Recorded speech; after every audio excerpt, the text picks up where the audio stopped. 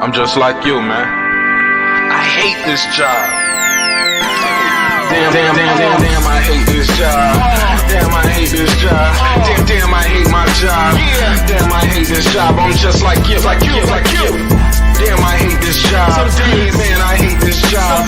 Man, I hate my job. From a good dream I wake, sun rays on my face, planning out my day, hoping this ain't the one that I catch a case. I feel so good, I feel so straight. My manager keep calling me saying, hurry up, you late. Hurry up, you lay off. Y'all, man, I hate this job. Man, I hate this job. Been trying to play it cool, but it's hard to play it off. I've been hanging on to this bush, cause my car still ain't paid off. I know I'm on my way up, my boy just got laid off, so y'all, man, I hate this job. Man, I hate this job. These hooks here so ratchet, these hooks here so sneaky. Y'all don't even really pay enough for y'all to only pay bi-weekly. I'm trying to double up my cash, take this job, shove it up your ass. Yo, man, I hate this job. Sometimes I wanna say, walk in and slap my boss. This shit is getting hard. Damn, I hate this job. Gotta make it out of this struggle, bruh. And I don't really mean to take it out on you. You just a customer, but damn, I hate this job. Damn, I hate my job. Damn, I hate this job. Damn, I hate my job. Damn, I hate this job. Damn, I hate this job. Damn, I hate my job. Damn, I hate this job. We're the reason why your stockholders always stay afloat. Yet I'm asking, are they hiring? Like everywhere I go, schedule will say 9, but I think it's fine if I clock in at 9:04. I work 40 hours a week plus overtime just to be bro. So y'all, man, I hate this job. Hate that I applied. So much has transpired since the day that I was high. Told me I could advance, but you were telling me lies. Gotta give your notice before I quit, but you don't say shit right before I'm fired. Damn, man, I hate this job. Sometimes I wanna say, walk in and slap my boss. This shit is getting hard. Damn, I hate this job. Gotta make it out of this struggle, bruh. And I don't really mean to take it out on you. You just a customer, but damn, I hate this job. Damn, I hate my job. Damn, I hate this job. Damn, I hate my job. Damn, I hate this job. Damn, I hate this job. Damn, I hate my job. Damn, I hate this job. You and your procedures, you and your protocol, you and your policies, none of that shit don't apply to me. You and your quotas, you and your standards, you and your 2 sick days a year. Y'all niggas bananas. Wonder why the postman's posted with hammers, going postal with Popo on camera. His wage got him enraged, stressed out, it's hard to maintain. He flips the middle, grabs his. He said, if you don't get the picture, I quit, you ain't shoot. Mother, man, I hate this job. Sometimes I wanna say, walk in and slap my boss. This shit is getting hard. Damn, I hate this job. Gotta make it out of this struggle, bruh. And I don't really mean to take it out on you. You just a customer, but damn, I hate this job. Damn, I hate my job. Damn, I hate this job. Damn, I hate my job. Damn, I hate this job. Damn, I hate this job. Damn, I hate my job. Damn, I hate this job. Look, man, I hate this job. I put my pants on one leg at a time, just like you. I'm out here trying to take care of my family. Damn, I hate this job. It's not always glamorous, for real, but I do what I gotta do for me and mine, you know? Damn, I hate this job. Damn, I hate my job. Damn, I hate this job. Damn, I hate my job. Damn, I hate this job. Damn, I hate this job. Damn, I hate my job. Damn, I hate this job. Damn, I hate this job. Damn, I hate this job. Damn, I hate my job. Damn, I hate this job. I'm just like you, nigga. Damn, I hate this job. Man, I hate this job. Man, I hate my job.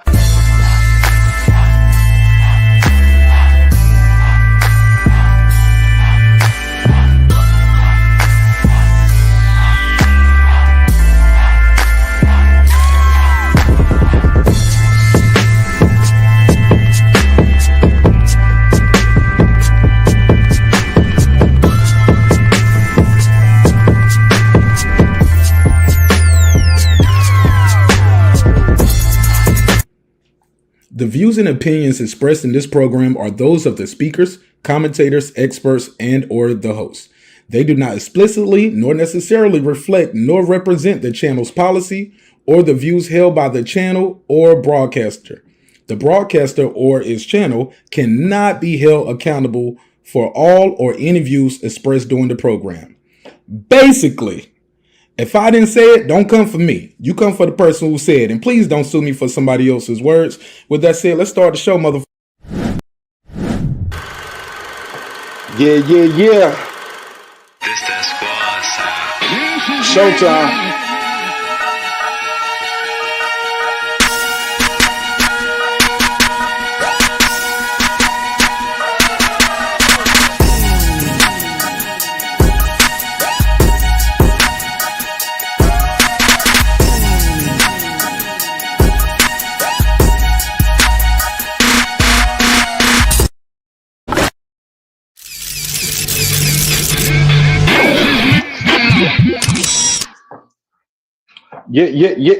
Yeah. What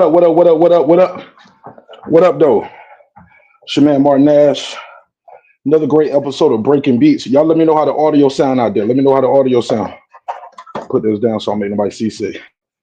Doing a little home gym live stream while I chop it up with y'all about the fights last night. Man, oh man. Man, oh man. Where do we start? Want to start? Y'all let me know how the audio sound too, because I should be hearing y'all through the headphones, or y'all should be hearing me. Kaz, what up? Shout out to Kaz. He said, Marq, hey, pasa, amigo. What's up, bro? And you're trying to get it in. I'm in here getting it in, because I'm not going to be able to do a live stream tonight. Got some stuff I'm going to do with the fam, you know? So, definitely want to talk to y'all about these fights last night right now. So, boom, let's start from the commentary. Jim Lampley returns. I know some people was excited about that. I kind of wasn't, man. And I'll tell you about that. Matter of fact, I'll tell you about it now. The fights weren't that good. I'm gonna just keep it there. They weren't that good. The matchups were intriguing. Y'all let me know how the audio sound. I sound all right? Give me a thumbs up in the chat. And if you watch it on Twitter, or definitely come on over to YouTube, Marq Nash TV, MARQ, Nash TV on YouTube. Type something in the chat so I can put your comments on the screen. I'm gonna read your comments. So look, Jim Lampley reminded me of what I didn't like about HBO boxing when they was doing it. Right there at the end, him and Larry Merchant, they were sounding like real ornery. It was like angry old men. Like, I get it. But they sometimes what I liked about Showtime's commentary, even the Zone's commentary, most of the time, they usually at least try to find a positive in it. What's up, Foodie? They at least try to find a positive in it. Now, granted, someone say, Marq, it wasn't nothing to find a positive about. The shit was trash. I get it. But it was just like, damn, man. It reminded me of everything I didn't like about Jim Lampley as he got older. You know, it just started sounding like an ornery old man. Audio good? Cool. Because I didn't know if y'all could hear this treadmill, because the treadmill seems like it's loud to me when I take these off. But cool, y'all hear me through here. All right, so Teo Barbosa opened it up. Now, I missed the first round, and if you watch the Patreon, by the time the Patreon comes on, we're in round 9, but I recorded everything and it's all on Patreon. But I wasn't able to talk. I was moving around. I just had the fight on, and it was through the big speakers in the studio downstairs. So boom, what we at with it? Barbosa and Teo, Barbosa couldn't cut the ring off. Teo had too much footwork, too much speed. But Lake County made a good point. He said at the end of it, he was like, shit, homie, face didn't even look like he had really been in no fight. You know, what's up, Underrated Darkness? What up? Technique, Underrated Darkness said, great afternoon, brother Nash in the chat. Salute, bro. Peace. Technique said, Ron probably still beats Devin. Is so negative. I don't know.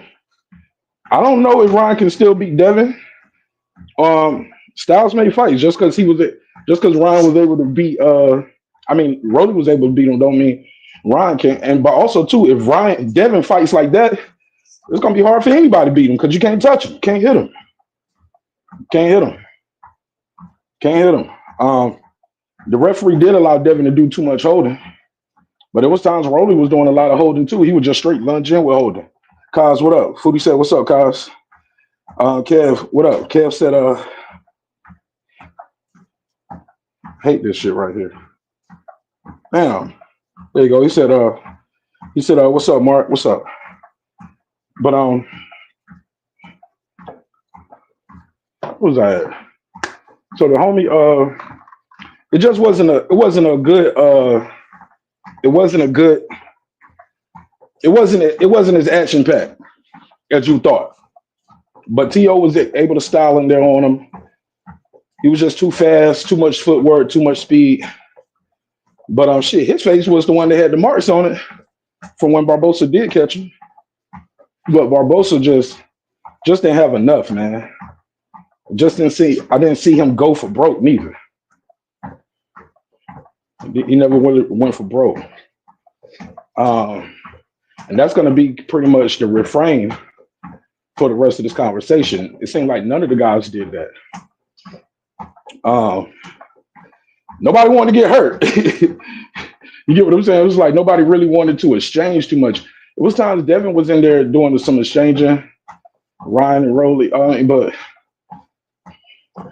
probably once or twice per round. Maybe once per round, bro.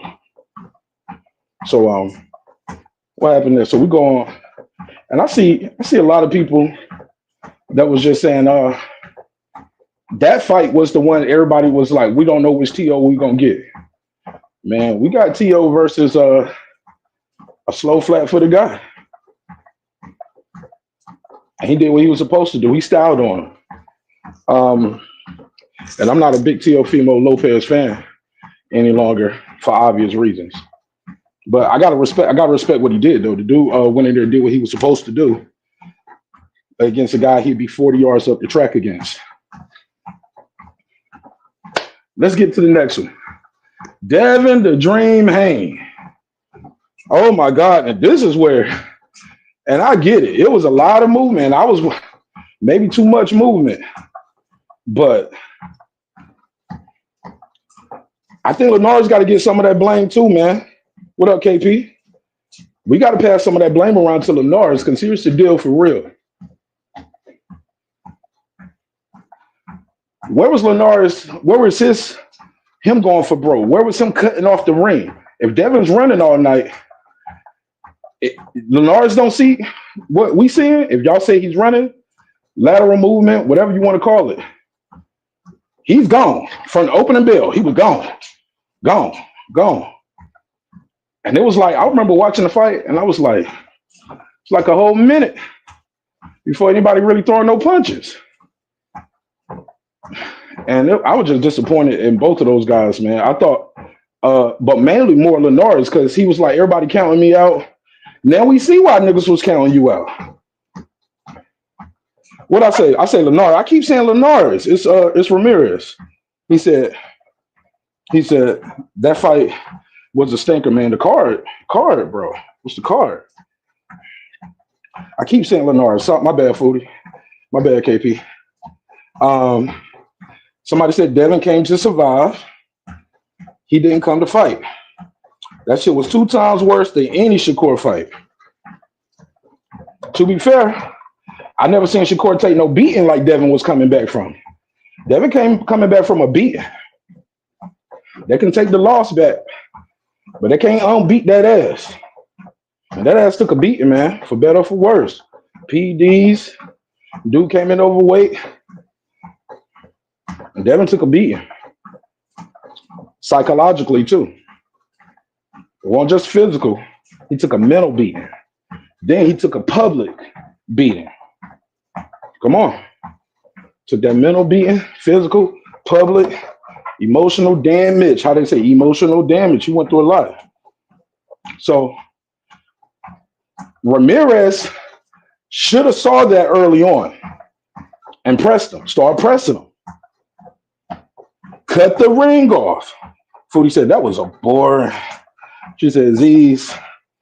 Somebody said, what's up, Sean? Foodie said, what's up, everybody? Um, Leon said, that's a fact though. I give you that. Man, he took a beating. Devin took a beating, man. So I don't know. Like we said, we didn't know what to expect from Devin.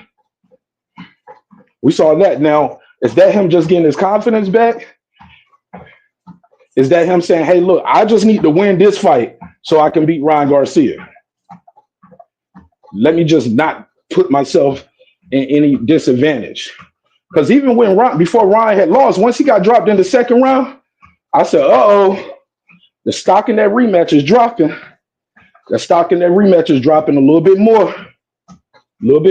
And then as the rounds were going, I said, uh-oh. I said, look like my plus 700 about to hit. Let's go rolling.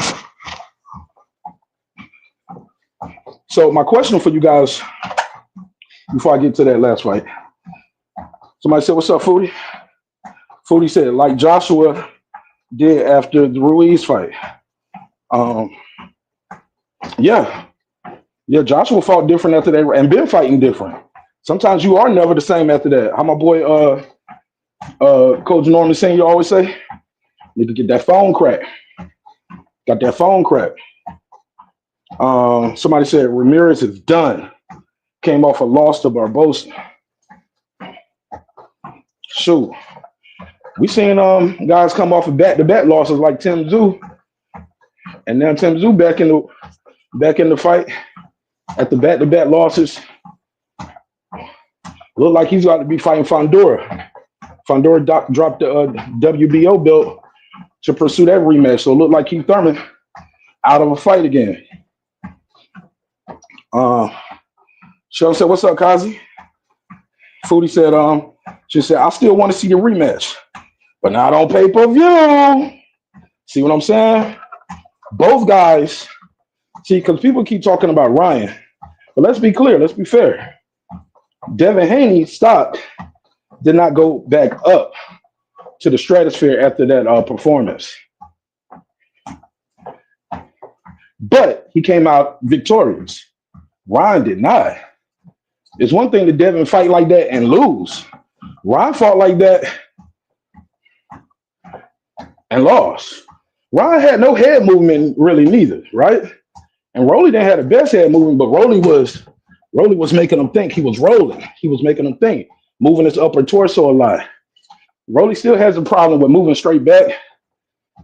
He still moves straight back a lot and just leans back, chin up. But Ryan couldn't capitalize on it. He couldn't capitalize on it at all. So she said, I don't know why anyone is still checking for Keith Thurman. Shit, because they was talking about him fighting Tim Tszyu. I mean, to be fair, Keith Thurman, we ain't checking for him until he check in. I mean, the dude to this day, he was a unified champion. His only loss is to Manny Pacquiao. To be fair, that is his only loss. Anybody else say they whooped him. Shout out to Bronze, most hated. What up? But so then you get to this main event. We're gonna recap all of it. Then we get to this main event. Out the gate, let me say this. I'm not a fan of them warming up at the hotel, getting in the car, driving over to the arena. Nah. I thought Derrick James and Ron did make a good point. It was an excuse. And look, people love to give you an excuse and then say, I ain't making no excuses though. But he's right. And maybe that could affect everybody's performance. You warming up in the back, then you get in the car and you sitting there waiting for them to drive you up the block. Then you get out. Then you're trying to warm up again and warm your legs back up. You're trying to warm up again before you go there and fight. That's not ideal.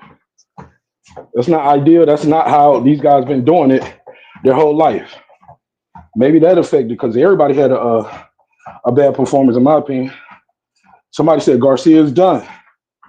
Shout out to Bronze. He said Garcia's done. Cheryl Moore says, he said, Derrick James was begging Ryan to fight. Do something. That's when I knew it was over. I said, oh, homie in here doing motivational speeches. We ain't even talking about strategy no more. It's like, you can do it. But he was imploring his fighter to do more. He was damn sure trying to get him to do more. So, but that's what they said, though. They said that was a problem, too. They ain't making no excuses, but that's what they mentioned. So, they do these ring walks. Shout out to Ryan in that Batmobile, though. They didn't pull up in a Batmobile. Shit was crazy. So, they get there. And the first round is going. Ron is looking good. Then round 2 happens. And it seemed like that was the beginning of the end after round 2. It seemed like that was the beginning of the end. Rolly took that nigga heart and put it in his back pocket. Clean shot, too. The first one was very clean. Rocked him, knocked him off balance, and the other one went on and took him down. And I was like, here we go. Tick, tick, tick. Any minute. But Rolly tried to blitz him at first, and then he got caught with a couple shots. So you can tell Ryan was still strong. And Rolly put it back in check and was like, all right, let me slow this shit down a little bit. Let me slow it back down. And he proceeded to methodically jab Ryan to the solar plex. That jab to the stomach kept Ryan from coming in. Ryan did not want to keep getting that jab to the stomach. I didn't see all the superior boxing ability that Ryan said he had. Ryan said, I'm a superior fighter. I'm a retired dude. Like, bro, you was just doing the booty roll two fights ago. Not the shoulder roll, the booty roll. He was doing the tooted and booted. Shout out to YG. So, I don't know what he's talking about, superior fighter. So, but Rolly did what he did to him, bro. That jab to the body, I thought that was one of the best weapons he had. Now, granted, he scored the left hook, and it looked like he landed and threw his left more than Ryan. I don't know the punch stats, but he looked like he landed and threw his left more than Ryan. I hate this referral link thing on my comments, bro. I hate it because it's hard you can't even read the comments. And it's like they want me to keep sharing your referral link. I want them to take that shit off. Sean Moore said, Ron Garcia is not disciplined, doesn't train hard, has a low fight IQ, and was unmotivated, in my opinion. I think the problem is he might have been looking past this guy. Sometimes you believe your own hype. And everybody said he was going to touch Rolly and knock Rolly out. That is not what happened. He did not knock him out. Didn't drop him. I don't even think he landed anything significant to hurt Rolly in that fight. Did y'all? Did y'all see him land anything significant to hurt Rolly? Because I did. I didn't see nothing significant land. Al Money, what's popping, my guy? Salute to you. And here trying to get this work in. Get this work in. You know the vibes. Summer's coming. Summer's coming.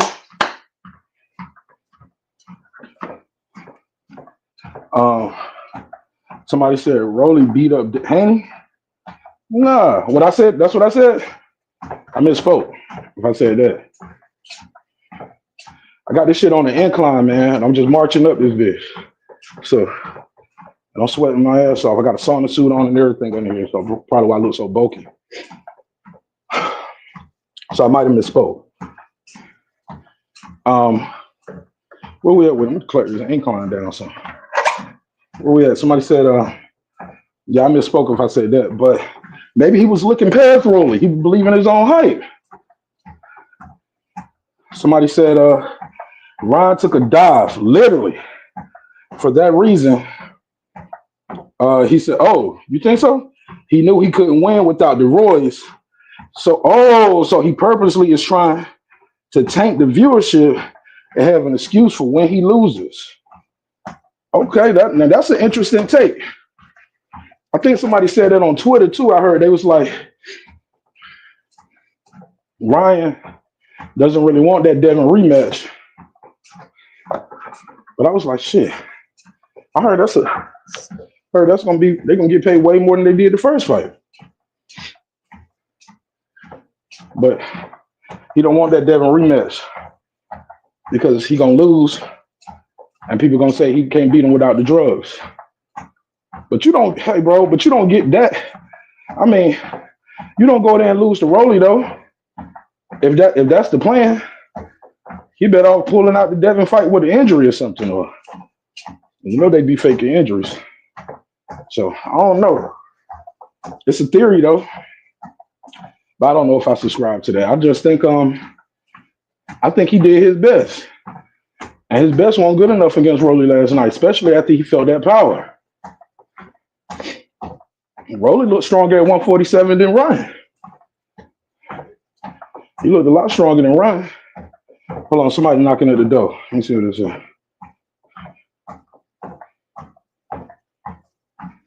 What's up, man? Nashville, what up, bro? What's popping with you? And here getting it in, jump man. on this bike right quick.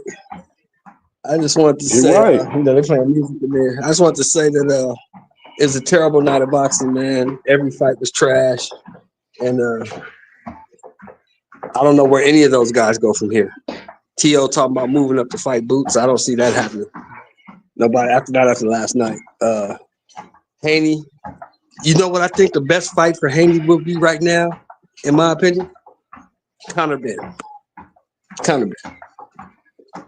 Shit. I don't That's know a fight about that that can right get you now. back on top or get you beat. One of the two. Conor Ben just lost. Conor Ben just lost, though. But he lost to a guy that fights at 75, 68. He didn't lose to a guy at 47. He just lost, man. Well, Haney just really lost. That wasn't a win. Haney lost. No, Haney won his fight. What you talking about? Haney won that fight. Conor Ben literally has a loss on his record. He won the fight, but he lost in public opinion. That fight was terrible. Trash. After that performance, I don't want to see Haney. I don't even want to see him fight anybody, really, unless he's fighting somebody that could possibly knock him out. I didn't want to see the guy. That was trash.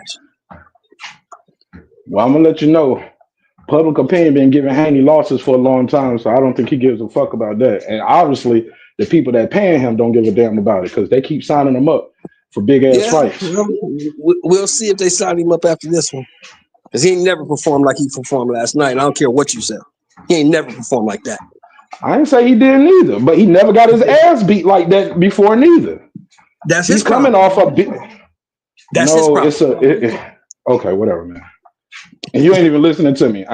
All of it is his problems. He's the one getting punched, my nigga. That makes no sense. That's his problem. By your logic, we shouldn't talk about nobody fighting him because that's their problem. I said we shouldn't talk about him fighting because he doesn't want to fight. He wants to dance around the ring. He did not want to engage. He did not want to fight that guy. He fought too safe. He fought scared. And how did Ramirez fight? Because Ramirez was in there with him for 36 minutes and couldn't touch him. What do you expect Ramirez to do? We just seen Ramirez fight the exact same fight 4 months ago against Barbosa. Ramirez is trash. He's supposed to take the trash out. Yeah, like I said, he just got his ass beat really bad. And it ain't just that easy to get back in there and start just throwing for the fences. Nigga, he fight. No, because he ain't doing what you want him to do when you think he should do it. You giving the nigga excuses. You giving the nigga excuses. That's what you doing. No, look, my nigga, it ain't no excuse. It's a fact. You giving the nigga an excuse. And the fact is you giving the nigga an excuse. That's the fact. No. But I'm finna work out, bro, because I'm not going to go back and forth with you over this because we too close for that. So, I get nigga, it's just boxing talk. I ain't emotional about that shit. You sound like you are. I ain't emotional either. I'm telling you, somebody's in here working out. They got music going on and it's mess up your background. Okay. All right. That nigga said, cause me and you ain't gonna go back and forth about this. We too close. We ain't that close. Well, we can't talk about boxing, nigga. That nigga got offended. But you get my point, Lake. Like he had like that's not an excuse. That's a real circumstance. I think Jim Lampley mentioned it every round from the first round to the 12th. He was saying, "Hey, what did he say?" He was like, "This basically is this a hangover from what happened last year against Ryan." He said it damn near every round, but it wasn't a good performance. I'll say that. But he got the victory. A lot of dudes had bad performances last night and lost. Barbosa, bad performance, lost. Ramirez, bad performance, he lost. Golden Boy went 0 for 3 yesterday, so Golden Boy all lost. Yeah. So by that logic, Oscar shouldn't promote boxing no more. Yeah, he's trash. All his fights lost. He shouldn't promote boxing no more. So yeah, it was a rough night for Golden Boy. I mean, pretty much Devin Haney understood. He knew the assignment, and Ryan blew the assignment. The assignment was to get to the rematch, and Ryan didn't get to the rematch. And that's pretty much what it boiled down to at the end of the day. Get to the rematch. We did all this propaganda and hype for the rematch, and only one person won their fight. So why go pillow the post and fist and arms with somebody knowing that you got a big fight, big payday? You know what I'm saying? And that's what happened. You see how Devin Haney fought Kambosos, knowing he had a rematch against Kambosos in Australia. So why give you my all in this first fight when the payday is in the second fight? Yeah. Sure, more like this is his 10th fight fighting like this. This is his first fight back with his longest layoff after getting beat and cheated.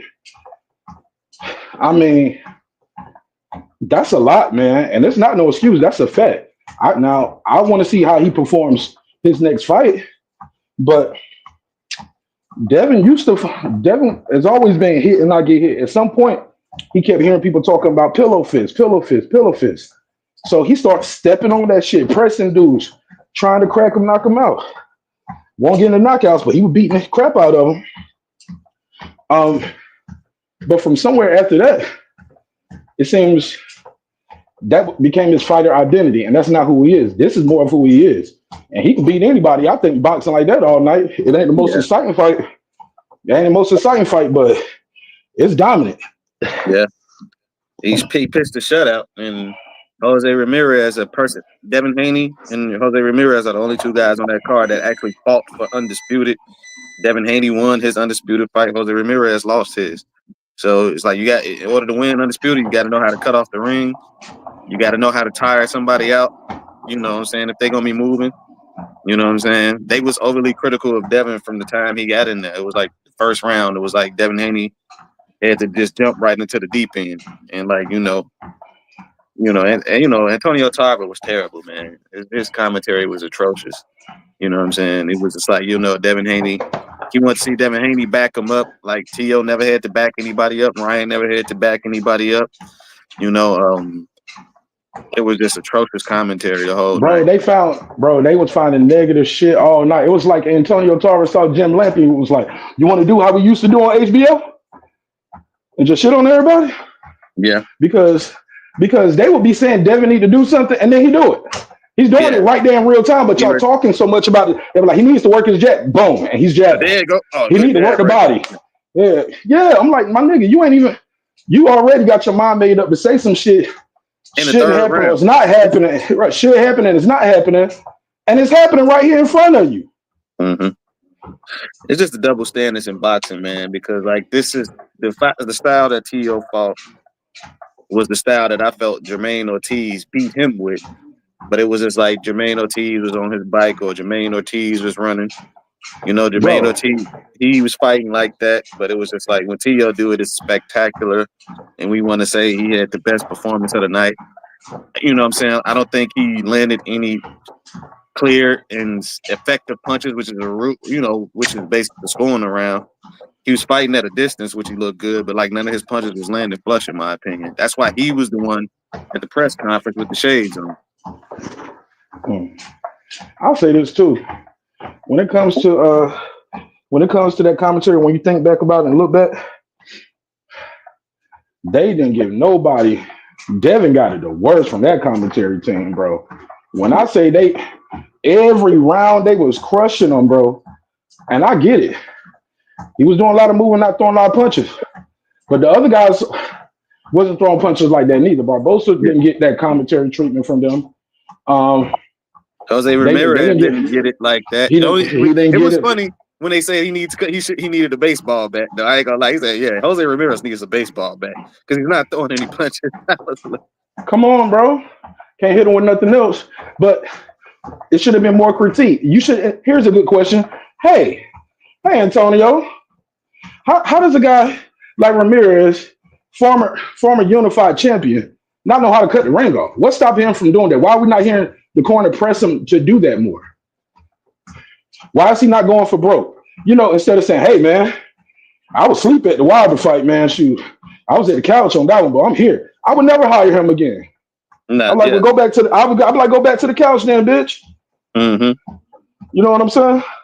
Well, how you commentate my events? You shitting on my event like that? I mean, everything was negative. But like I said, they didn't shit on Ryan the way they were shitting on Haney, because even on social media, Ryan need to throw more left hooks. It was like, yo, Ryan needs to start throwing these hooks. They didn't shit on him, but they was critical of him, and they was just saying, well, Ryan is just winning this fight based off his jab.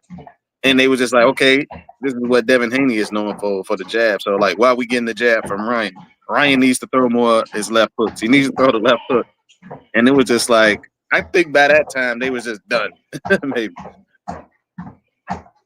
Yeah, man. It was shout out to Black Business Network. He said, salute to Mark Nash. Peace in the chat. Peace to you, bro. I feel like, yeah, that was just a little too biased, but I get it though. Devin Haney was not giving them a lot to cheer for, but he was winning the fight. He was winning the fight. He was winning the fight. And any other guy, they'll say, win this one, look good on the next one. Win this one, look good on the next. I think he finally mentioned, that's an old Larry Merchant shit. He said, finally brought it up like the 10th round. But I'm like, why are you not telling this guy what they should be doing? And this guy, and this guy, and this guy. Because like you said, even Teo wasn't going crazy all night. He was on his back foot moving all night for the most part. He just had a better performance. Not one time, you know what I mean? Bro, he just had a better performance than everybody else. It's like being the tallest kid in kindergarten. You don't get a lot of credit for that. You know? Yeah, I give him credit for him beating the undefeated fighter. He get credit for beating the guy who came in off a win. So I always felt like he had the hardest opponent. But you know, Ryan, I mean, Rolly just ain't had nothing to lose. You know, Barbosa had his O to lose. He had the title to lose.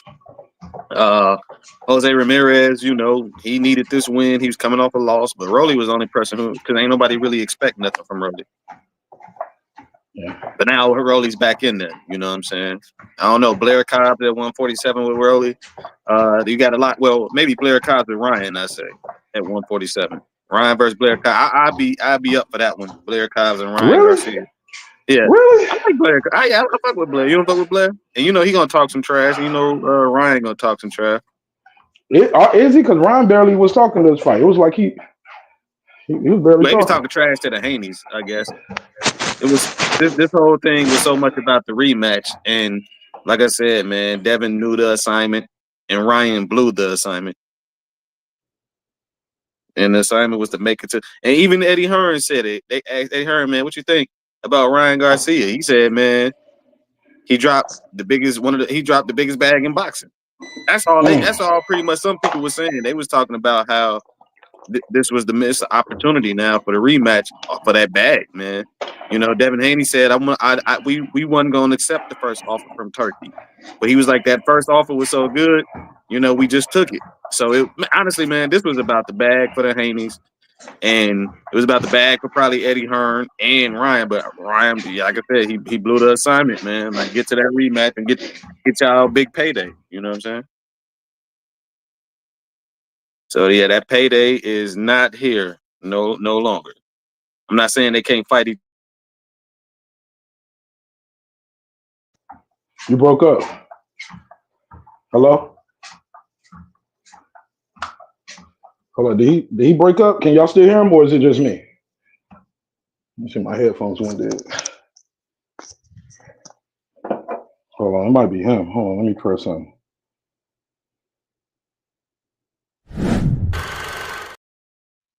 Yeah, my audio good. I can still hear that.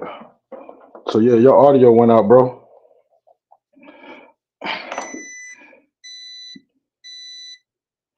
Yeah, but it was a good amount of money from what we was hearing. I don't know how much it was, but they said they can't hear him. Yeah, they can't hear him. Yeah, I don't know how much it was, but it sounds massive. And I heard Rolly said, shit, I think they should still fight. And I think they still should too, because here's the thing. It ain't no guarantee Haney gonna be able to do that. But then again, Haney probably could, the way his footwork is, he probably could beat Ryan that same way all night long. On the back foot, jabbing, moving, grab, jab, move, jab, grab, move. He probably could beat him all night like that. So, Brother Bakari, late, show more. Is my What up? background too loud? What's going on, man? I don't hear. What's up?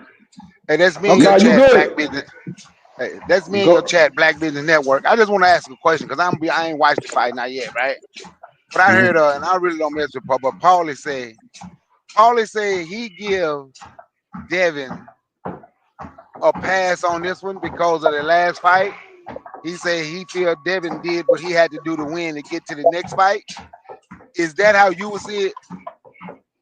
Yeah, that's what I said a while ago. And Sheldon Moore told me I was making excuses for him. I was like, he ain't never fought like this before, but he never got his ass whooped like that before neither. You got to get yourself back and the mindset of catching the punches, standing in the pocket, throwing the punches, leaving yourself open to get hit. See how it feels to be back out there. And then after that, you can make the adjustments, but you got to get back right, man, mentally. Boxing is mental, bro. It's mental, bro. So I don't agree with Paulie that much, but that's something I literally just said to Sheldon Moore probably like 20 minutes ago. Yeah. Did you see that breakdown, Marq? But I'm gonna I didn't step hear off, you man. say I that. just want to ask that question, man. I'm gonna keep listening offline. Thank you for letting me come up and ask that question. My man, shout out to you. Plug your channel. Hey, yeah, Black Business Network. That's my channel, Black Business Network. That's me. My man. Yeah, I follow you, bro. I follow you. You already know. My man, holla at me. Go ahead, Lake. You was talking before you clicked off and couldn't hear you, bro. Yeah, oh yeah, this the Wi-Fi. But no, I was saying, did you see that breakdown Paulie did? Because like Black, yeah, that No, actually I I ain't agree seen with nothing. everything that he said for the whole card. You know, man, when he broke it down, he was even saying how they was being like overly critical of Devin and how they was like, you know, kissing up to Tio, you know, and you know what I'm saying, for no reason at all. So like his whole breakdown was good, you know, and the PTSD looked like it came from Ryan Garcia, man, because I wasn't one of the ones who was talking about this sparring between him and Rolly. So it looked like after Rolly hit him, and he was like, yo, man, maybe that sparring match, he had some PTSD coming from that sparring or something. And he didn't want to commit no more. Maybe he quit. So I don't know, maybe that sparring between Rolly and Ryan really mattered or something. That's what Rolly said in the post fight. That's what I saw. Like once he got hit with that double left hook, it took all the fight out of him. He didn't want to fight no more. I mean, shoot. I mean, but based off sparring or something, though, man. Well, I never seen the sparring video. No, I'm saying the video. I'm saying with the power that Rolly had last night, when Rolly hit him and dropped him, it took all the fight out of him. He didn't want to fight no more after that. Hey, Lake, to answer your question. The same thing, but that was. Yeah. But that's let me what answer they your were saying. question, The Lake. PTSD came from based off the sparring that Lake, Rolly. Lake, let me tell you. In that sparring video, Rolly started fucking him up with pretty much that same sequence. He threw a shot with his left, Rolly threw a right, and Rolly kind of got in the left. It was more like an uppercut, but it was like Rolly caught him with that shot too in the sparring and was making him look crazy. And I thought he saw that ghost too. He saw the ghost of Rolly Romero on that bitch. Shout out to Shawala Yah. What up?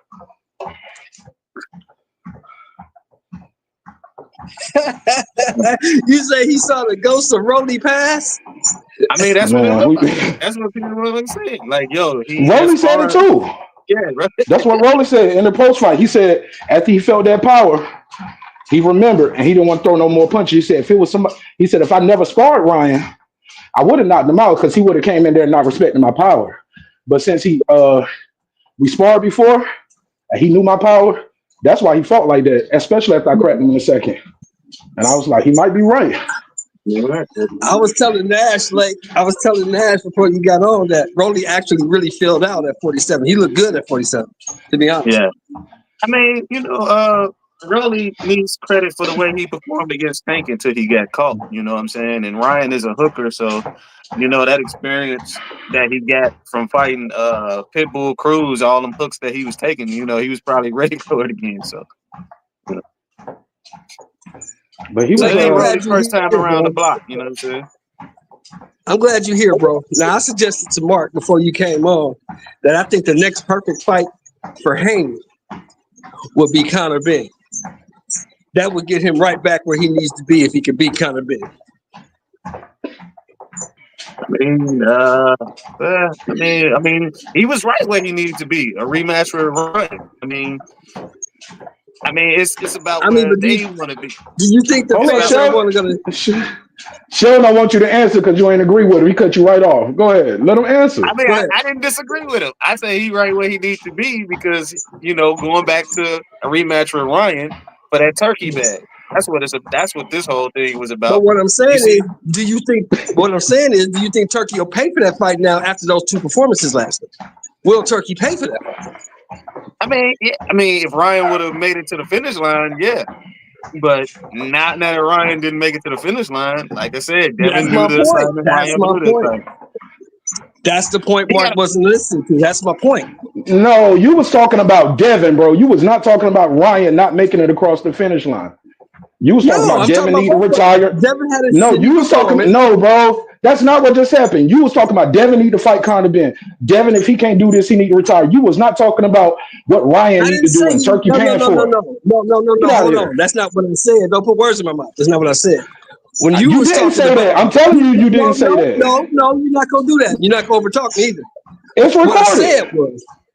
What I said was. You come talking about Devin is shell shocked. He just came off of an ass whooping. This, that, and other. I said, well, he can't take the heat. He should retire. That's what I'm talking about. But you was not talking about and Turkey might not pay for it because of Ryan's loss. You didn't say none of that shit you just said was late. No, that's not what you was telling me. That's what you said. The man need to retire. No, I said that when you come talking about all that, he just took an ass whooping. And he got to reacclimate, and he needs to retire. Then he got to do all that. You damn right. But again, you was not talking about Ryan. You did not talking about Ryan losing though. That's not what you was talking about. I never got a chance to because you kept going off like you doing now, like you Devin's daddy or something.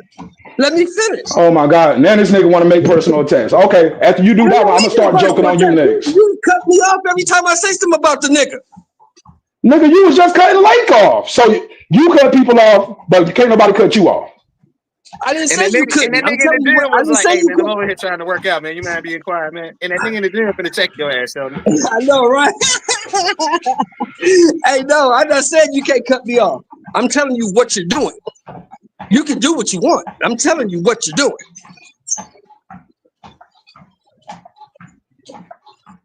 Now, if I'm gonna finish, I think a Conor Benn fight will be good for Devin. Because number one, I think he could beat Conor Benn. And number two, it could prove to the fans that he's not gunshot.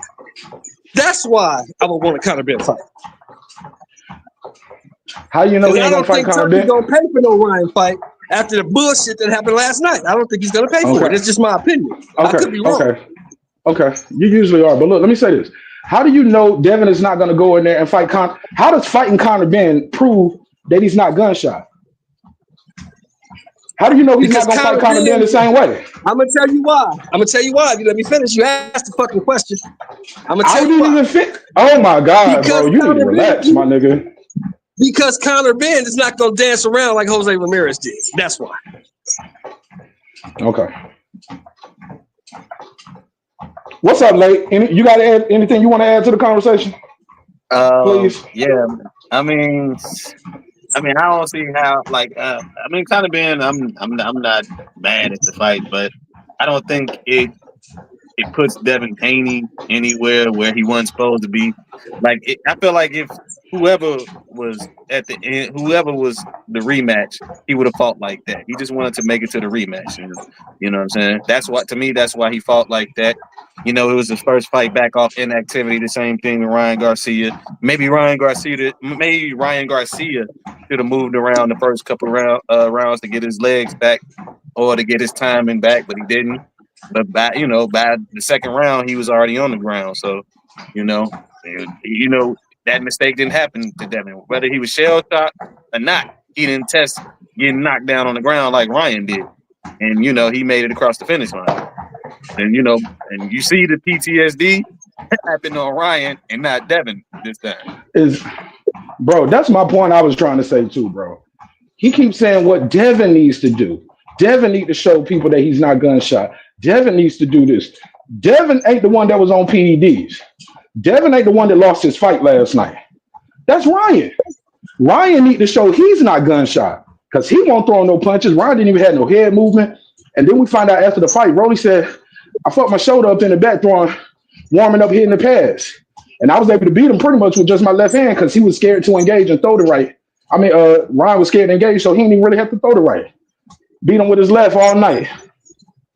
So Romero with one hand beat Ryan Garcia. Come on, bro. Yeah, Ryan Garcia's never been in title contention though. He's not in title contention. Haney's the one that's always in the mix for the title. Ryan Garcia ain't never even won a title. He's never even been in title contention. Man, you see him late. Now he acting like he's Ryan's dad. You get what I'm saying? I'm not acting like Ryan's dad. I'm just telling you, Ryan has been trash, and he was trash last night. He's been trash. He had a lucky night against Haney. But you say he's never been in title. You say he's never been in title contention, right? Him and Haney was supposed to fight for a title. They was fighting for a title last night. And what did he do? He was in contention. You said he wasn't in contention. No. He was in contention for the title. And what did he do? He ducked out of the goddamn fight. He lost. He ducked. The first time he ducked. When he beat Luke Campbell, he ducked. He ducked out of the fight. Yeah, you say he's never been in title contention. He had a title shot with Haney. When he was in title contention at 135, he ducked out of the fight. Bro, he was about to fight Haney for the title. That's contention. He missed weight, so that's off the table. He was fighting for a title last night. He lost. You get what I'm saying? He fought for weight. He ducked out of the fight. What are you talking about? When he was about to fight Haney in 420 last year, that was can I talk? Let me talk. Because you was just talking and you cut me off immediately now. They just fought last year. That was supposed to be for Haney's WBC. He missed weight, so now the title was off the line. That's a fact. Last night he was fighting for a title. That's a fact. The dude has had title shots. He blew it though. But to say he's never had a title shot being in contention, that's just not true. I never said he never had a title shot. I said he's never been in serious contention. The dude is trash. He's always been trash. Bro, the definition of contention is getting a title shot. It's a contest. He had a title shot contest last night, lost. Had a title shot contest last year, missed weight. And he popped dirty, so it goes off his record. The WBA, man, you just want to argue semantics, bro. Champion is Boots Ennis. Come on, man. The WBA welterweight champion of the world is Boots Ennis. It's not fucking Ryan or goddamn Rogan. All right. So fair enough. What's up? I'm not about to argue. I'm not gonna argue with you about facts and semantics, bro. What's up, bro? It's a fact. Is it not a fact? Okay. Is Boots not the WBA champion? He's the super champion, and they have a regular belt too, and you know that. He's the I'm not about to argue. I'm not arguing with you, bro. I'm here working out. I'm not about to argue with you about semantics. I'm not gonna argue about semantics, bro. Well, let me pass the mic. You ain't got to say whatever. Just pass the mic. Go ahead, Piro. Let Piro talk. Whatever. All right, nah, you can get the fuck up out of here talking to me like you crazy nigga. I don't know what the fuck this nigga on. What's up, Piro? What up? What's going on, Mark? What's going on, Lake? Hey, man. Shelton just passionate, man. Trust me, I get it, man. Like I'm always arguing with him. That's rude. Bro, that's rude and disrespectful, bro. And I don't deserve that. And I ain't gonna take that neither. Just holler at me later, dog. Yeah, I hear You can you. do the fuck I you get it want all to. the You can time, do the bro. fuck you And want to we move on. on your phone. You know? Yeah. Oh, this nigga tripping. What's up, bro? But I hear you. Anywho, so yeah, I don't agree with like Devin is trash or anything like that, but like for me personally, I've been following Ryan and Devin since they were like 12, 13, 14, bro. I've seen their entire career. To me, at some point, these guys became all about the money and less about what they're trying to do in that ring, bro. Because regardless of any of the subplots, Ryan, Devin, and Teo's got to get some of this too, and so does Barboza. Fought like amateurs. It's like you were in there, Mark. Did you train them for this fight, Mark? Man, these were sparring sessions, man. These was glorified sparring sessions, bro. No, they weren't even sparring sessions. I see sparring sessions better. Yeah, it's true. No, it was I'm like, go ahead. No. You just jumped on. Do your thing. No. You wanted to respond. I don't want you to forget because I always be forgetting when people like cut me off. So it's all good. No, I was just saying these was glorified sparring sessions, and you said that you seen better sparring sessions, and then I'm agreeing because I've seen better sparring sessions. And I appreciate what you're saying. You're saying Barboza and Tio need to get some of that criticism because Barboza never went. He never went and took it up and stepped it up a notch. I don't think Tio stepped it up a notch. He didn't try to close or and I 100% agree with what you're saying, man. Like these dudes showing that they just really all about the money. The Haneys, Eddie Hearn, because Eddie Hearn immediately after the fight when they asked him what was wrong with him, and then he using terms like the bag, like how we be using, and he's saying, "Oh, these guys just blew the bag and stuff." You know what I'm saying? So that's what this was all about, Piro, man. This was all about the bag, man. Yeah, and then I'm also I wouldn't say tired, but because it happens, to fighters sometimes. It's just to me, it's like more and more. It's consistently that these fighters that finally get a title shot, like don't show up. And to me, that's part of like the way that they move them, kind of like certain fighters, they move them like really easily, to kind of like I wouldn't say blow up their record, but it's just not in the ways where they used to put certain fighters, even if they were like had horrible records, but it would show them something they didn't see, and they would have to like implement what they learned in the gym. And it's like Barboza's like been waiting. I don't know how many years for this shot. He he boycotted the WBA at one point to get a shot, and then when he finally had it, he laid an egg. That's what's like really frustrating. Yeah, and he's supposed to have all this vitriol and disdain for Tio, and you didn't apply yourself. You know what I'm saying? But I thought Tio and Devin fought similar. I don't know if Tio fought like that because he had a big bag, or maybe he was thinking about a Jerron Boots Enos fight, and maybe that was for a big bag or something. But all those dudes fought the same, And Ryan forgot the assignment, and that they were supposed to get to the rematch, and he didn't. It's almost like he didn't care about the rematch. He didn't want to. So maybe I don't want to rematch Devin. I don't want to rematch Devin without PEDs or without a weight advantage. So if I just lose against Rolly, then I ain't gonna have to even go into the rematch. All this stuff is bringing up questions now because it's like there's no reason why. Derrick James is like, yo, man, you worked this hard to get to this point for him not to even try. You know what I'm saying? He wasn't even trying. Like after a while.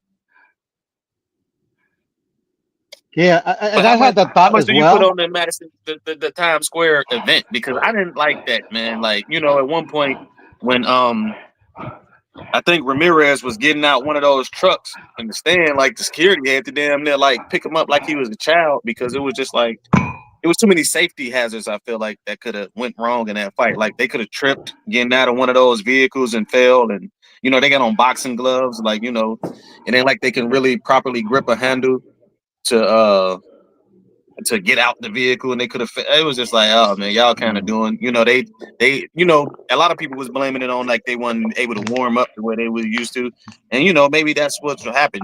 Maybe Ryan the one warmed up, maybe Devin was warming up in the fight. You know what I'm saying? And maybe Tio was warming up the whole night because like he never came forward, and he was just on his bike the whole time as well. I mean, I actually have a couple like I don't know, a couple of ideas. I thought that the idea was genius, especially since like the American boxing scene is not what it once was. To me, they're just trying to think of ideas. I thought it was brilliant, but I do agree with the safety You hazards breaking that up, they had. bro? Hey, you And when breaking it up? comes to Puro, you breaking up? You gotta say all of that again. Say that again. hold on.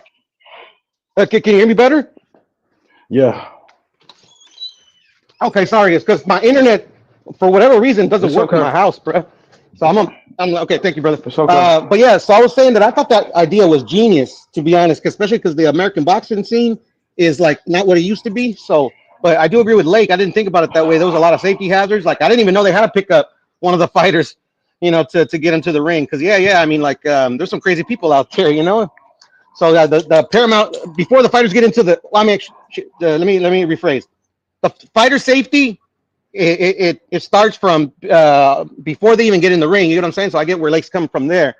And but in relation to them warming up, yeah, I mean Ryan literally put his hands in his pockets the entire fight. Devin, that was their game plan from Jump Street.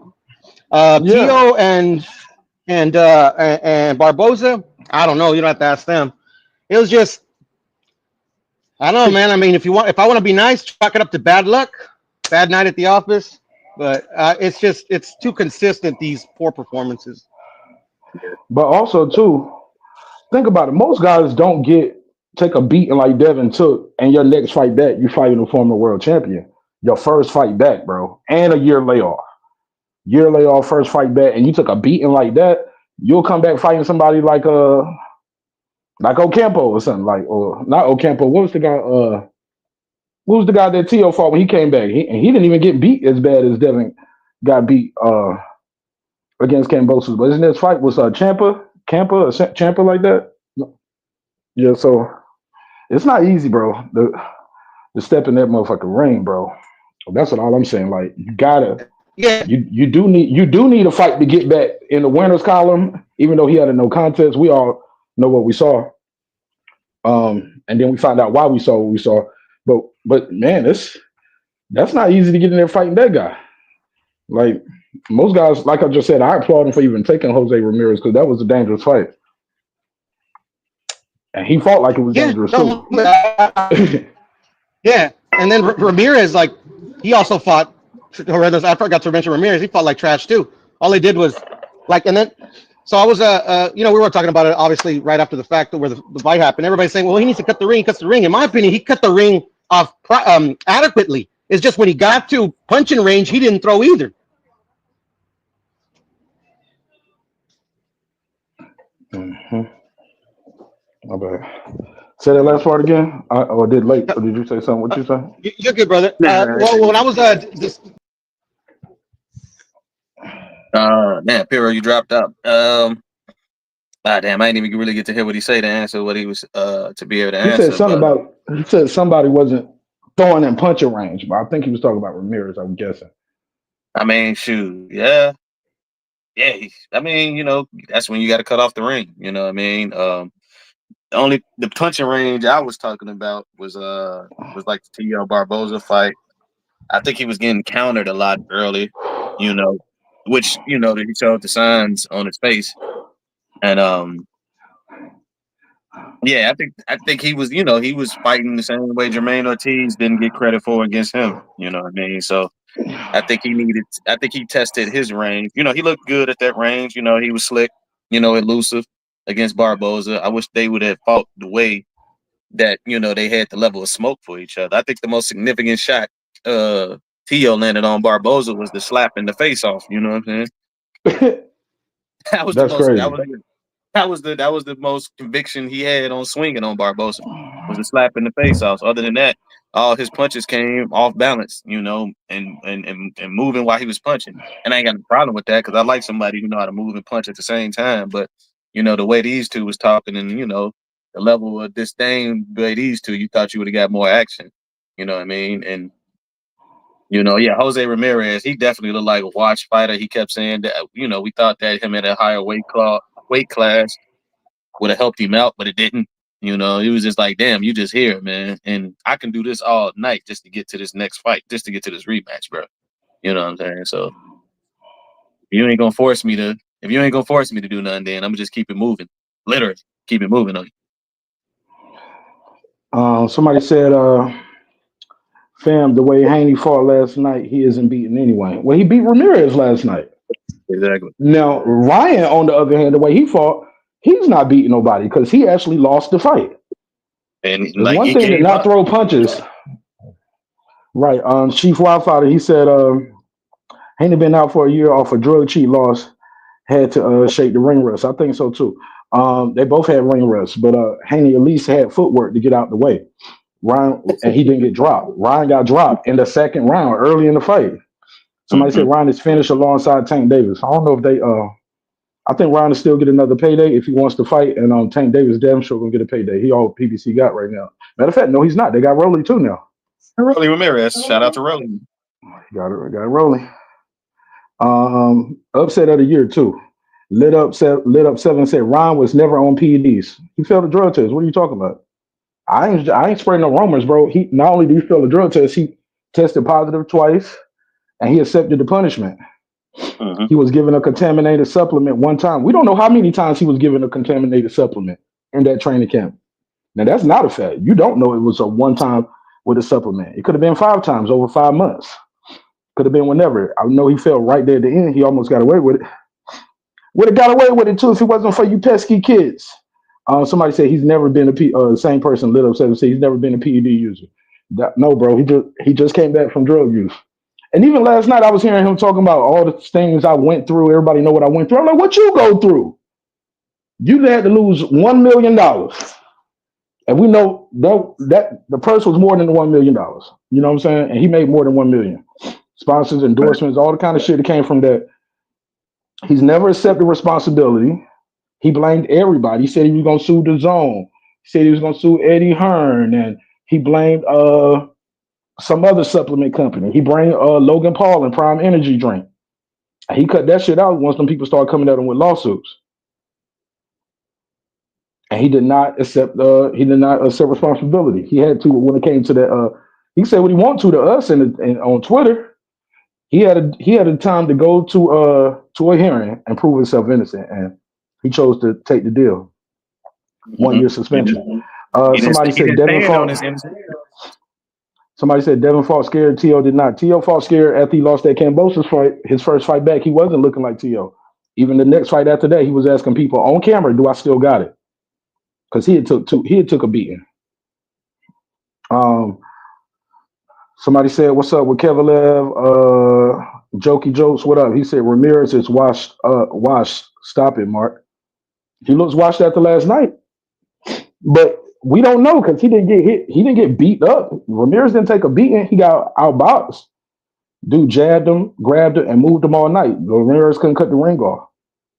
But he is a 2-time world champion, and they both coming up in weight, so you don't know what you're gonna get when a guy come up in weight. Read a couple more. Marq, let's mention the side of the ring as far as cutting off the ring for Jose Ramirez. This was supposed to be a smaller ring as well. What was it, like an 18 by 18 or something? It was small. It was wrong. I didn't like how Turkey LSC had those panels up on the wall too, because they kept advertising this as, oh, it's gonna be live on TV. Everybody walking by gonna be able to see it. They advertised it like it's gonna be like when the ball dropped in New York City, but really it definitely looked more like a private event. Yeah, it definitely looked private. And they had a private area for people to sit, and then they had another area where fans could stand up in, and they were letting certain people do that, and that's it. And nobody else was like even walking by. I thought it was gonna be on the jumbotrons up there too, so you can look around and see it. That shit was not up there. Yeah, he had a lot of people out there though, so I don't know how they vantage point. How was they seeing the fight? Based it didn't look like how we thought it was gonna. Yeah. They said Foodie said, yeah. She said, yeah, but back in the day they used to fight outside. Jamel Charlo won undisputed in Carson, California, fighting outside. So where did he warm up? He fought outside, but that was at like a soccer stadium. They was in a building. They walked. It's an open building, but they had a locker room in the back, and they just do a ring walk and walk to the ring. These This was people different than being driven up to the ring, driven to the ring. These people warmed up at the hotel, got in a car, drove down the block, got out, and then walked into the ring. They just because it's an outside, it was outside in a venue. That Carson, that's a soccer stadium, right? Or tennis. I think I think he might have been on the tennis side, but yeah, that was outside in a venue though. They got bathrooms and locker rooms in there. Bruce Gas, what up? Cosmic said, what up? Jokey Joe said, Cosmic, why are you so good at picking up girls? Da da da da da. James Lee said, that was the weakest card in years, man. But it wasn't the card, it was the performances. The card on paper sounds like it's going to be a good card. I bought it. Somebody said, Bruce, man, Canelo fight party tonight. Okay. People praising Devin for his performance is nasty work. Nah, I ain't praising him. He got the win. I don't know who praised him. He got the win, and he got to the he was trying to get to the rematch. And what Puro was saying, you know, these dudes are fighting for money, and it's evident now, but nobody's praising it. Somebody said the supplement belonged to Coach Scooter, who was called in one day to help weight cut. That's all we know. That's what they said. That's not been tested. They didn't testify to that under oath. Lit up 7. They had a chance to go to a hearing and testify under oath to the New York State Athletic Commission under penalty of perjury, and they chose not to. All we know is what was tweeted and what was said online. Nobody testified to that under oath, and they had a chance to. Foodie said, I didn't know Prime Energy was Logan Paul. Yeah, it should be him and KSI. She said, I never tried it, but them two making money. Yeah, they are. Jamie Lee said, I'm just trying to understand how Haney fight was scored. Shit, unanimous decision. Got a unanimous decision. Fucking 12-0 shutout. Damn. Somebody tried to say it was a 10-10 first round, but it was just like, okay, whatever. But yeah, it was a shutout. Okay. All right, y'all got it. Go ahead. You don't have the phone number, huh, Mark? Oh. Huh? You don't have the phone number to call in, huh? No, I'm upstairs in my gym right now. I'm in here working out. I don't know what's up even with the cellular service around here, man. It's crazy. You good right now? It was just happening once or twice, but you good for the most part. Cool. Hold on, let me get this dog to stop barking. Yeah, Michael Vick. Excuse me. Hey, did you hear that, Maddie? What Mark saying about you? Yeah, no. I mean, like, go ahead. No, I ain't saying so. Go ahead. I'm talking to myself. I'm lifting weights. Go ahead. Yeah, no, when it comes to the drug testing and like the under oath and all that stuff, I think at this point, we're spinning our wheels, bro. Because at the end of the day, this ain't about trying to protect the fighter or anything, bro. Because the New York State Athletic Commission, the promoters, the fighters, they wanted to perceive to the public that they're actually trying to do something about the doping in sports and still trying to allow an avenue for this fight to happen. So I think arguing about this Austrian and any drug test, it's just spinning our wheels, bro. Go ahead, Lake. Yeah, I'm so past that right now, man. I'm only talking about now how these dudes fumbled the bag for the rematch and what's probably next for them. You know, I would like to see possibly Ryan Garcia versus a Blair Cobb type. Devin Haney, he fighting at the catch rate YM had been fighting at the 143, 144 area. I don't know if he's going to move up to 147 officially. I would suggest somebody like Mario Barrios for him more so than like Conor Ben. But I think Manny Pacquiao just came out and said I think him and Barrios maybe trying to fight. So it's like as far as Devin Haney at 147, I mean, I don't know if they want to try to make a Rolly Haney fight. You know, I would be interested in that. But that's pretty much it with that. You know, like you were saying, Piro, this was about the money, this was about the rematch, and we didn't get it. Yeah, man. What's up, James? What's up, fella? Go ahead, brother. What's going on, man? What's up, James? Talk to us. Hey, okay.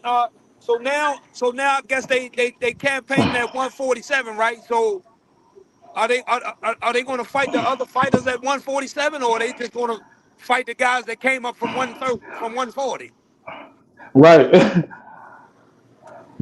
Good question. What you think?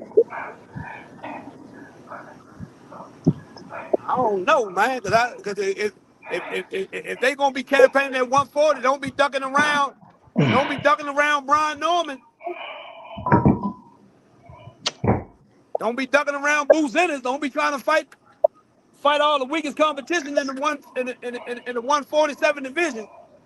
Because to make your fight, to make your fight at 147, and you fight a dude that came up from 140, your first fight at 147, I don't understand it.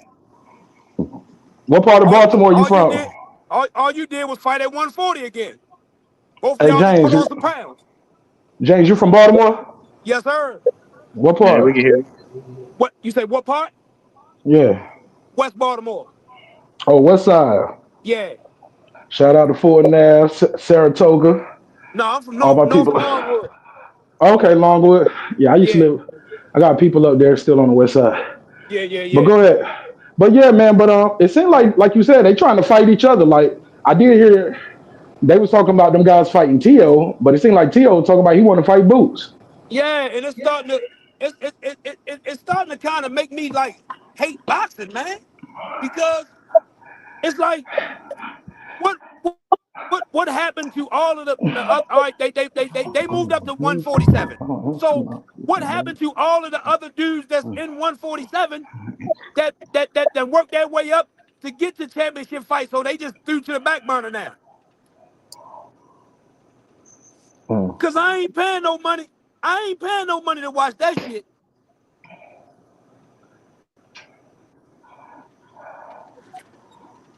Yeah, I'm listening. Go ahead. Yeah, I'm really not paying no money to watch that shit. If a motherfucker gonna be running, cause I swear to God, man, and I like Devin Haney, but if you gonna be scared to fight and run like that, cause I'm talking about that was blatant running, brother. Yeah, that was crazy. That was crazy. That was crazy. Yeah, he got the victory. They scored a unanimous. That's what I was asking. What was the premise? What was the premise of the scoring? I gotta understand that because he you hit got him. a whole, Look, you got a whole look. round. He hit him 6 times. Ramirez only hit him 2. That's how you scored the fight. I hit you 7 times this round. You only hit me 1 time this round. So they both weren't doing nothing, but Devin was doing more of to not do nothing. Wow. He did land a combination. He did land some combinations. Ramirez didn't land no combinations. Okay. He landed the jabs. He landed the right hand. Neither one of them wasn't throwing no punches. Because I didn't get to watch the fight. Devin didn't throw. Neither one of them throw nothing, but Devin. The most effective shots of the whole fight came from Devin. It was his left hook. He threw a lot. He threw a left hook very good several times in there. Sorry about that. He threw the right hand, but Jose didn't do nothing. Yeah. Yeah, because I ain't get to watch the fight. I just was going off of what I heard, what I was hearing people say. Well, you can't go about what people say because people told you Errol Spence was gonna beat Terrence Crawford too. So you can't go by what people say. They don't know shit. Yeah, I'm gonna go watch it. I'm gonna go watch the fight. You don't want that image in your head, sir. You don't want that image in your head.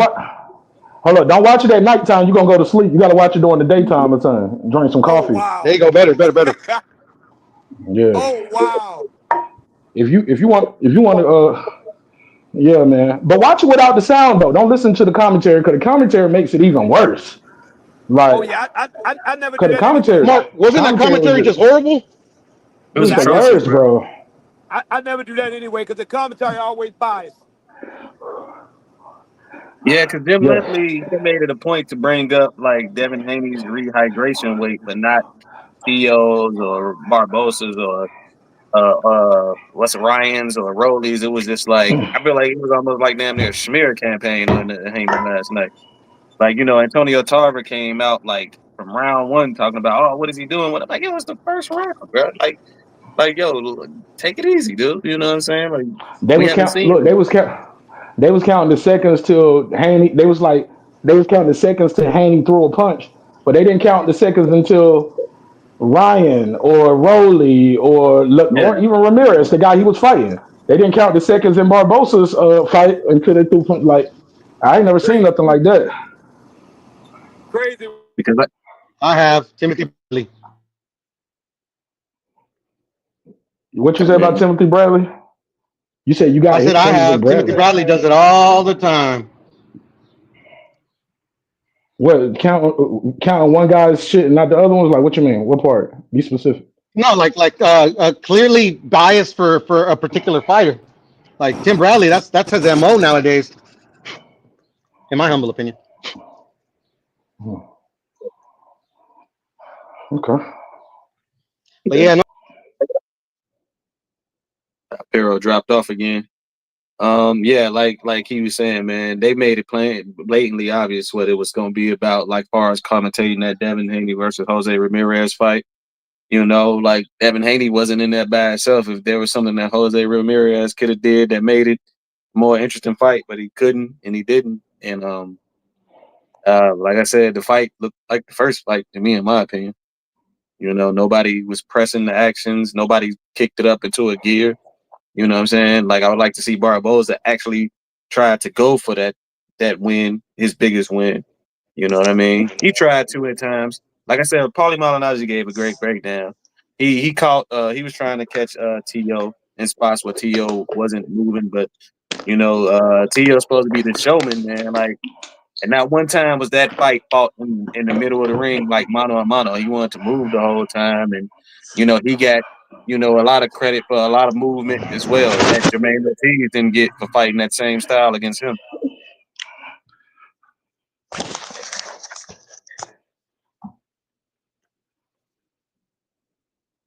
Go ahead. Can you hear me? Yeah, we hear you. Go ahead, Pero, man. You ain't been really finishing what you've been. Yeah, no, it's just stupid. I don't know what's going on. But anyway, yeah, me personally, man, I don't care what reasons people give or the fighters give, man. I'm just kind of done, like, trying to expect these guys to, like, okay, this is the fight they're going to actually show, or they're going to live up to the hype that's been given to them, man. Whatever, man. They're trying, I'm sure, but I don't know. It's frustrating. But I got to head out, fellas. Thank you for having me, Marq Lake, man. Pleasure as always, and I'm out. Peace. My man. You just gotta get you some headphones, James. He's talking about you in this noisy truck, man. You gotta get you some Bluetooth or something, man. Nah, I fixed his background. I turned that noise cancellation shit on, so it muted. When he started, you could hear the wind was real loud, but I cut that on and turned that shit off. So, but we could hear him though. He was good. He had his mic muted. That's why he couldn't talk just then. His mic was muted.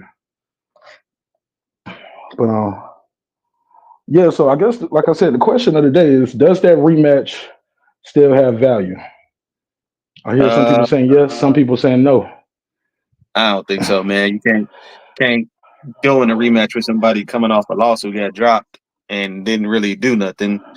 Like really try to fight back, you know what I'm saying? So other than that, like I don't know how. I don't think they got a rematch immediately. I feel like they can rematch a little later down the line, but nah. They had both of them get past the finish line, even with the way they both was fighting. You know, y'all probably could have won everybody back over with some good marketing or something like that, but nah. What about? So what? So they need to fight another fight, Ryan got to win and Devin got to fight somebody else, and then the rematch. I mean, yeah, like you said, they got to rebuild people's interest in this fight. You know, not even like creative advertising behind this going to have us forget. You know, like somebody coming off a loss, or somebody obviously was trying to just get to the rematch. And I feel like Pirro was on point when he said, "Yo, man, y'all obviously fight for this bag, man," and it wasn't even nothing to really prove but get to this. You know what I'm saying? Like the whole trailer was set up for Ryan versus Haney when it was Ryan versus Romero. You know what I'm saying? And Jose Ramirez saying, Jose Ramirez was saying, "What? Damn, Devin Haney is the only person that got respect for me." And like, damn, dude, you should have went in there and fought for your respect, but you didn't. It was just like, yo, you just showed up, Romero. Yo, and Lisa Bell said the same thing. She was like, "Damn, like Ramirez don't even exist. Like Ramirez don't even exist." I sweat my ass off. Look at this shit. Look at That's it. What's up, man? shit. Keep doing your All of thing. this shit, sweat, boy. Getting it in. Sweat equity. Sweat Putting in that equity. work, boy. Summer's coming. Summer's coming. So yeah, somebody tell you get it back in sweat, not get it back in blood, right? Right. Oh, man. But I don't know. I don't know who Devin gonna fight next, cause shit. This shit, he got a tough go at it right now coming up. Nigga, hurry up and get your sweaty ass out the camera, man. Oh shit, my bad. He gonna have a tough go at it, man. Because he gonna get in there with somebody who gonna blitz his ass. They ain't gonna fight. Like who? Who got that blitzing style? Like if it's not like a Eastside Cruz who's at 140, like let's figure out somebody who got a blitzing style. Like, yeah.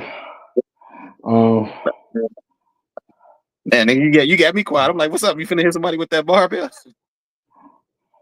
Shit, Conor Ben, like shit I was talking about. Show gonna bite. See, that's what I was talking about. Hold on 1 second. But I can hear you. I'm gonna mute my mic though. Go ahead. All right. I don't know, man. Conor Ben, ain't it a rematch between him and oh boy? They go ahead and make their rematch. I don't know if it's gonna be immediately. You know, they had a whole discrepancy about weight, but I don't think so. Trying to think who I would like to see Haney fight next. Like I said, if it wasn't like no Barboza, but yeah, I don't think he should just come in, and if he is going to campaign exactly at 147, I don't know if he's owed a title shot just like that. You know what I'm saying? You know, him fighting Jose Ramirez to get to a rematch made sense. This ain't nothing but title contention. And along the lines what James Lee was talking about, like, you know, they just coming in and getting title shots and skipping over everybody who was already in line. Like, yeah, I feel like I don't like that myself. You know what I'm saying? We want to see some of these guys at 147 start unifying. You know, we want Boots and Norman Jr. We want Barrios in the mix with one of these guys. That's what we want to see as far as some of these guys at 147. So these guys that's moving up from 140, 143, yeah, they still fight each other where they not actually getting in the way of the 147-pound division in the title contentions. Yeah. That's gonna be interesting to see though, man, what shapes up because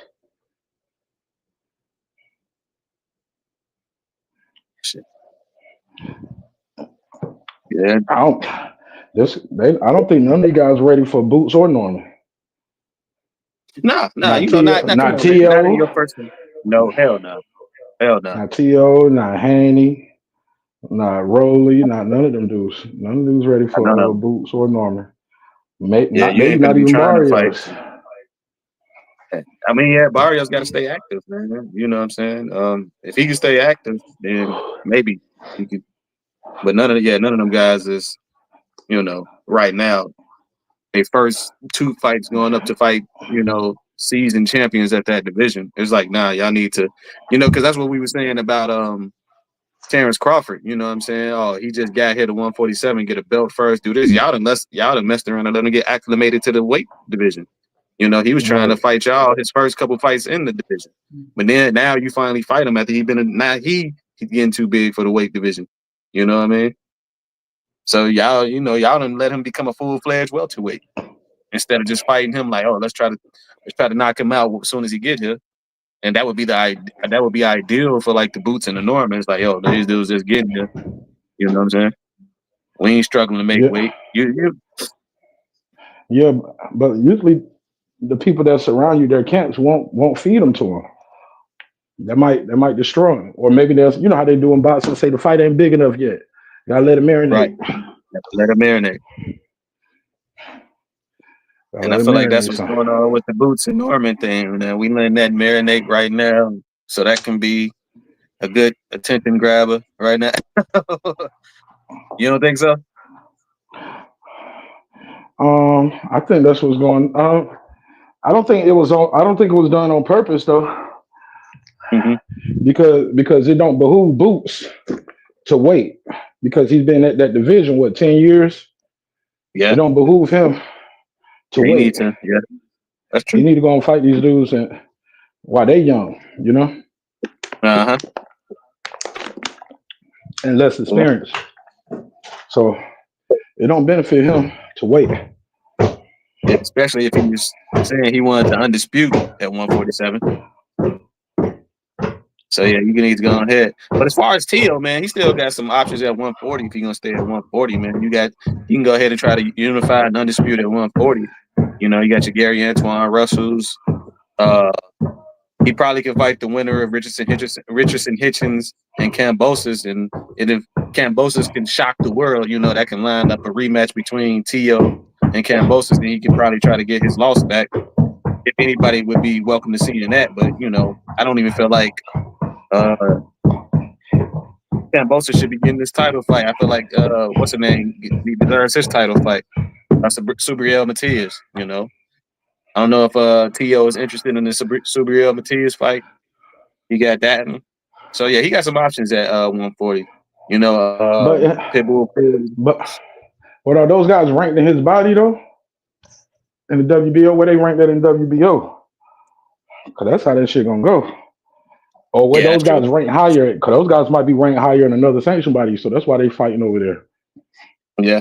And they don't want to lose their seat in line. Yeah, I think both Kambosos and Matias is that IBF. Yeah. But he claiming he won't Boots next, man. And if he fights Boots next, then that's very much talk. That's a lot of talk right there. Yeah.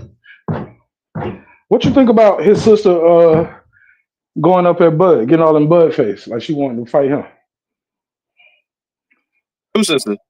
Teofimo Lopez and Bud's sister had a little interaction up there. You ain't see that shit? No, I ain't even see that. Oh man, damn! I can't even talk to you about it. No, I ain't even see that. Man. Yeah. Yeah. It was like 2 or 3 people. Or it was, man. The clip starts with it's like a bunch of security holding her back and Bud just standing there. He was like, "What? What?" She's just screaming something at him. And then out of nowhere, he was like, "Girl, you better go on for somebody around and slap the shit out of you." And then they pushing her out the door, security getting her out, and she got to be held back. And Bud just laughing. He's like, "Shut up, bitch! Shut up, bitch! Shut up, bitch!"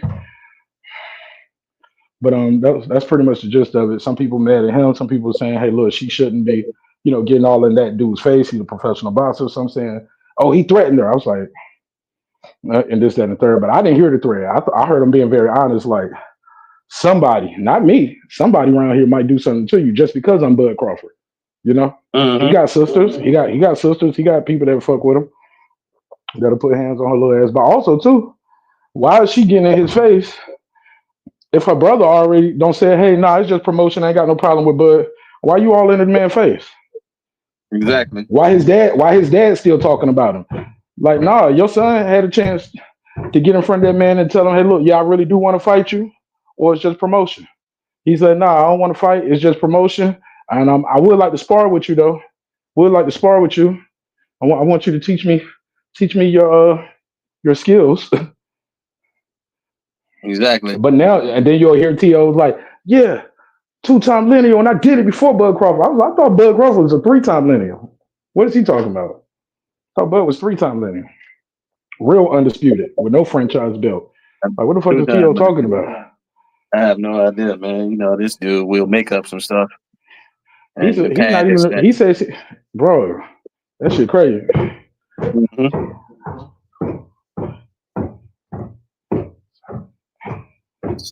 So I don't know what's next for that guy, but yeah, I set for more talk because I don't think he can fight no Boots. I think he loves, finding some name that he can attach his to, and then he wind up fighting Steve Claggett or something. Hell yeah, but, right. This is the third time he defended that his belt though, right? At 140. But he was saying that like it was, it was hard for him to make 140. I'm like, okay, go ahead and move up, man.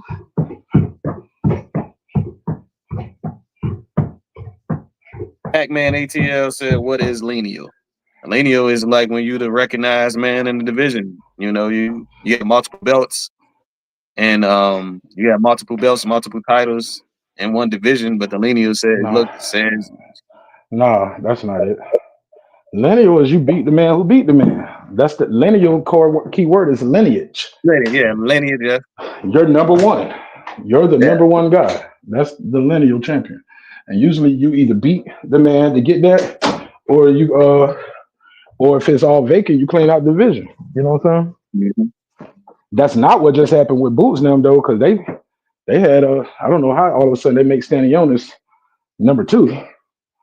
But at first it was that shit was crazy. How they got how the Ring Magazine got them ratings over there. Cause they had Ryan Garcia, that shit crazy. I don't even know how Ryan and Rolly was fighting for a vacant WBA regular belt anyway. Because you don't need that shit. You got a champion in Boots. You don't need that, but they still making it. And now Rolly is out here. He's a 3-division champion now. Whether we like it or not, show more. That was for like that's the WBA regular welterweight title. Wow. You know what I'm saying? The same belt Keith Thurman had. The same belt. A lot of people had that belt. You know what I'm saying? I didn't create super and regular. That sanctioning body did, and they gave that man a belt and called him their champion. And that WBA regular has mandatories. The super doesn't. What you want me to do? The man got the belt in front of the WBA. I can't argue with the WBA about their belt, even if I don't like it. I ain't like that franchise shit neither. But that's what they called it, and then they just took that shit away. What they saying in the chat? I can't read. I'm up here hitting this battle rope. Go ahead. What's the name? Pac-Man ATL responded to your reply. What is linear? He said, "Man, that shit ain't real." And then I guess he was saying what you just got through talking about the belts. He said that ain't no belt. Yeah, it is. You ain't gotta like it, but it is. That's what. Look, that's what they used to promote the damn Fury and Wilder shit for so long. Remember that? He was the lineal champion. He got stripped of all the other belts. But that one you earn, they don't strip you of it a lot of, you know what I'm saying? Also, you don't pay no sanctioning fee on that. Everything else you got to pay for. And he was still considered lineal because he beat Vladimir Klitschko, but then he popped dirty after the Vladimir Klitschko fight. Yep. And he was still talking about I'm a lineal champion. And they recognize him too. And they recognized him as the lineal.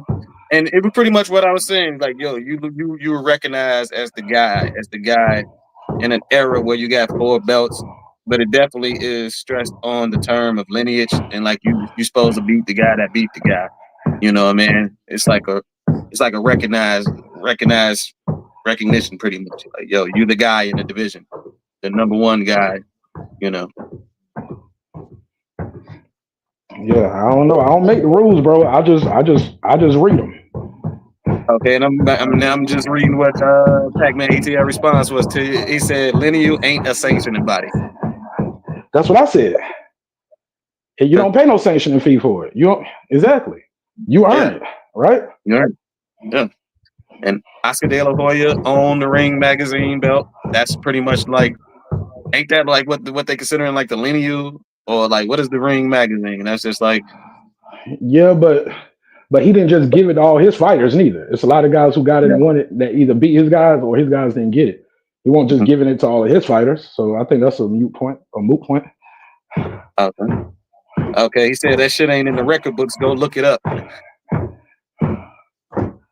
Okay. Fair enough. Fair enough. I mean, they don't use the word undisputed in the record book neither, but we recognize those guys as undisputed champions, right? Unified, stuff like unified, all that. Yeah.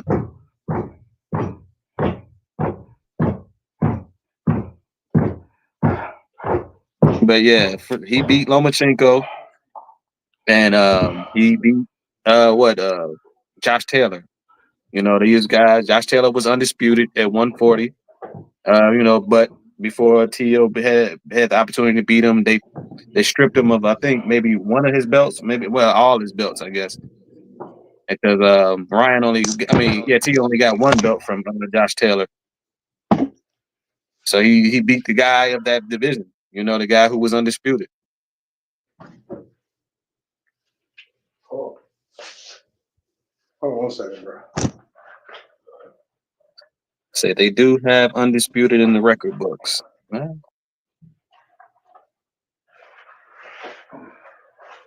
Mickey Bell says lineage goes back way before sanctioning bodies.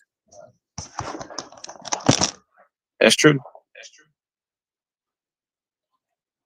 They do have undisputed. Hold on, what did he say? He said they do have undisputed in the record books. I don't see the word undisputed written beside it. I see wins, losses, and the titles that you had. It don't say the word undisputed, right? We just recognize them as that. Mm-hmm. Just say wins, losses, and titles. Yeah, it tell you WBA, WBC, WBO. Yeah, just say wins, losses, they don't combine them all together and say undisputed. And look, and even when he talk about what's recognized, there was a time where they recognized the IBO on places, and then you see some people now say, "Oh, we don't count the IBO." You know what I'm saying? Mm-hmm. So I remember I was looking at Roy Jones when Roy Jones was. I hear people say he wasn't undisputed, and I remember having this debate with somebody, and they was like, "He is, he's not." And then you go look at the record book, you see all them damn titles up there. You'll see the IWA and IBO, IBO. You'll see a whole bunch of shit, but he's missing one of those. I forgot which one it was, but he was missing one of those major ones we recognize now, and one of the ones people don't even recognize no more was up there. So I don't know. Remember Alicia Baumgartner had that IBO. That's a real world title. Some people don't recognize it. That fifth Some people world are like, title. "Oh, we don't recognize it. We don't recognize it." So I don't know.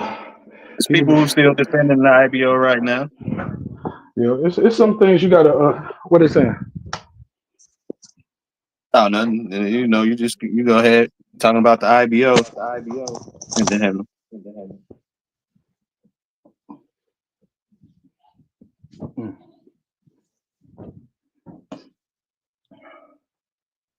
But yeah, that's definitely recognized as well by some people. I think Dimitri Bivol was an IBO guy. Usyk was an IBO guy. People were shoot. Chris Eubank. It was a time when people used to recognize the NBA world title. Now some people don't recognize that. Like, look, that British heavyweight title. Mm-hmm. People don't recognize that. It means something to somebody. Yeah, they're giving that shit out. And people fighting for it. It means something to somebody. Yep. Yeah, Katie Taylor as well. Man, was on that IBO.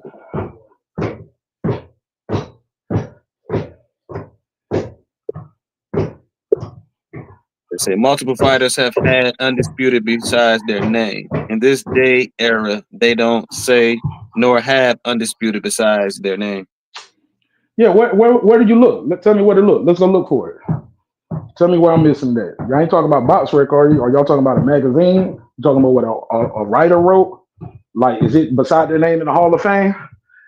When you go to the website, because when I go to the website, I just see their name in alphabetical order. It don't say undisputed or nothing. It just say their name. Ali's name is just as big on that website as Floyd Mayweather, or pick another fighter. Arturo Gatti. Arturo Gatti's name is just as big on the website as Muhammad Ali. It don't say undisputed beside none of them. You can click on their name and see the accolades, but all of that stuff is done by sports writers. Mm-hmm.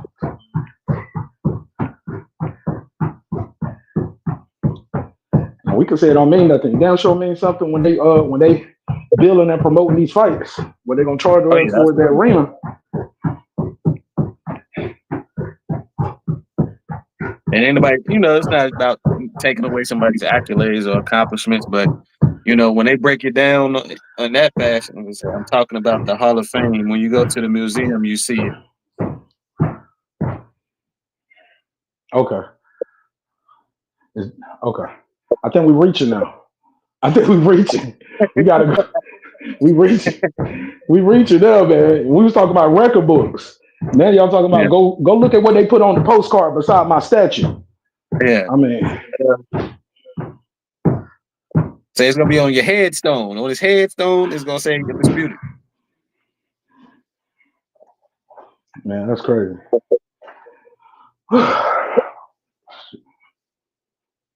But yeah, it's still like a breakdown of. They still usually break it down by the sanctioning bodies, the belts that they got it. You know what I'm saying? What makes you undisputed? Yeah, Which recognize I know belts. what you mean. Yeah, I know what you mean, and I think because it's it all important. I think they're depends on both which day and important. era we talking about. Because it could be, because if you just say undisputed, you can't really disparage this difference between the 3-belt era and the 4-belt era. So you're gonna have to break it down belt by belt. Where it's like, okay, I'm a 4-belt era undisputed champion, or I'm a 3-belt era undisputed champion. So you're gonna put the sanctioning bodies, the WBC, the WBA, the IBF, the WBO. You know what I'm saying? You're gonna break it down by body, body by body. Yeah. Yeah, but my whole point is we got to be real careful when we start trying to minimize other people's accomplishments, because it can it could come back to bite you. What's up, Mr. Golden? How you feel, man? Oh man, that was a good one, bro. That was a good one. Sweat X. Well, your boy Steven X said, man, I want to see what's his thoughts on the Haney performance, man. He's super extra Haney fan. Yeah, he is. Yeah, he is. Yeah, I think he usually pull up at night. Yeah, he did. Yeah, he did. I studied Devin Haney, so it's just like, I want to, break down what you saw with this Haney performance. What kind of phones is those? Kenichi Bear. Are those them Kenichi? I don't know, black ones. I got the white one. I ain't never seen it. Kenichi Bear joints. So they work good too, man. It said Edward Morris said Ryan and Haney have serious problems. Well, money ain't one of them, I guess, because that's what they fighting for. So having IBO not included. What that's mean? I don't know. Who That's more Pac-Man ATL, I guess, about this conversation we had. He said, so having IBO not included. Click the link, man. Tell them niggas to click the link. It's pinned at the top. I'm here working out. I'm in the gym working out, the home gym, getting it in. Click the link. No phone Pull up, talk line some right shit now. with me. The boy Marq in the gym, so we ain't got no phone line. He ain't got no phone line right now, so click that link. Yeah, I ain't got no phone line. Jump on. We in day 2 of this. Did y'all purchase the bundle? I know. Yeah, I did. You said you did. Yeah, I purchased the bundle. We on night 2 of the bundle. Night 1, we getting mostly negative reviews. Night 2, hopefully it'll be better. What you looking for night 2 of this bundle? For me? Yeah. What am I looking forward to? Or Go ahead. Set it up. We got the return of Bacoli tonight on this bundle for the Canelo. I got what's in there. I got to see who else on there, to be perfectly honest. I ain't. But yeah, Pac-Man ATL, hit that link though, man. Oh, you got. I tell you, you got Bacoli. You got Badu Jack on the card. You got a rematch with Jaime Munguia after getting knocked out by a guy he was whooping all night. Got knocked out by a guy with 5 knockouts. Set the top. Frenchman. Should be the top of the screen, Pac-Man ATL. My bad, Mark. He's saying he don't see the link. He said, check the comments, brother. Just scroll all the way up. It's pinned at the top. And it's Canelo, Skull, what's his name, Cersei or whatever the French dude is, versus Munguia, who knocked out Munguia last time. Knocked him out. Knocked him out, bro. Cold too. One punch, one hit. Slept him. And that's what happens if you go in there and fight like, if you didn't go in there and fight like Devin fought and you just run it back in there, shit like that happen. Your ass get knocked out. He wasn't ready. By that and get knocked out by the guy who ain't known to knock people out like that. No power. Same thing with Teo. Teo getting dropped by guys like Sandor Martin and shit. You know what I'm saying? Who ain't known to knock people out. So you gotta be careful when you jump back in there. But But yeah, I bought the shit, so I'm gonna watch it. I'm gonna try to flip this money I won last night on Rolly and try to find me an underdog on this fight right here. Look at him, my man, talking about flipping. Trying to flip shit. That nigga Canelo's that dude Skull 30. is 13. What, 30. 13? Oh, Nah, it's 30? 30 to 1. They said he was 30. Well, I looked at it last night and it was 13 to 1. 13 to Oh, they 5. must have switched it up then. Okay. Yeah. Yeah, man. Well, what's Yeah, I up, just want to. Coach? What's up, brother? Hey, what's going on, Marq? I'm good, man. Getting it in. Yeah, man. I see you up in there, brother. I seen you before and after pictures, man. Keep up the good work, brother. I got to, bro. Yes, sir. Absolutely, man. I did want to chime in on the fight last night, man. First of all, shout out to Rolly, man. I picked him to win. I just felt like he was gonna catch Ryan Garcia because Ryan still keeps his chin up in the air. You know what I'm saying? And if you really look at the same shot that he caught him with, that's the same shot he got hit with in the sparring video. Go back and watch it. It was the same thing. Same exact shot. I said it about an hour ago, Coach, when I first started. Oh, okay, yeah. It's the same shot. He saw the ghost. He saw the ghost of Rolling. Yeah, man. Now, as far as the Devin fight, you know, I'm glad. I mean, a win is a win at the end of the day. When I was first watching the fight, my first reaction was, okay, maybe the first round, okay, he just trying to get back in rhythm, trying to get his feet wet. Cool. Second round, okay, still warming up, no problem. Then I noticed, I said, you know what? I said, this is the game plan. When it got to about the fifth or sixth round, I said, this is the game plan. Just to move around and do just enough just to win. I can be critical of the performance because the simple fact is that he got the job done. You got your money. Devin's a multi-millionaire, mansions, Rolls Royces, yada yada yada, money, phone, all that stuff. Cool, whatever. My thing is, it was just like he kind of had he had a dead man in front of him. And I ain't saying you gotta go there and try to knock the guy out, but I mean it was points in time, man. Well, I mean, literally, this dude was like 50 seconds would go by. He didn't even throw any punches, man. Even just pump it. If it ain't never, just pump a jab, man. You know what I'm saying? Even if you ain't trying to land it, just try to get back in the rhythm, man. I don't know what. It just wasn't a very good performance. Yeah, did he get the job done? Yeah, you know what I'm saying. Did he get out clean? Yeah, he did look very very apprehensive in that fight. Not even going to front. I don't know. It was a weird performance. I expected Devin to do more. Man, he wasn't in that by himself though. You know, sometimes man, if we would have got more from Jose Ramirez, it probably would have pressed Devin to force him to like do a little bit more and protect his investment in the rematch. But it wasn't the case. And like you said, he was in there fighting a dead man. So it's just like, all right, man, I can just cruise my way into this rematch and to this bag again, you know. But you know, the thing was, this is what I didn't really like, and I'm gonna keep it 100, man. When Ramirez did try to press him, Devin Haney just put his head down and grabbed him by his waist, man. I'm like, dang, bro. I mean, I ain't saying do the Conor Ben and Eubank thing. I mean, but you're better than that. You know what I'm saying? He's a better fighter than that. And Robert Garcia is a better coach than that too. He should have been telling old boy to cut the ring off, and also he should have been working the ref. You work the ref and shit like that. Like ref, he's holding all night. You gonna let us fight? He's holding. You got to work the referee, okay. And also you got to tell your guy who's a former unified champion to cut the damn ring off. Yeah, I mean, he stunk it up. I mean, really, the fight was on the table. He could have literally snatched that fight away. You know what I'm saying? Either make Devin fight or make him hold you all night. You know what I'm saying? And that's what I mean. Yeah, like I say, it's a 50-50 thing, but I just felt like Devin is so much levels above him that Devin really could have just picked him apart like a piece of chicken, man. I mean, just put on a clinic. You know what I mean?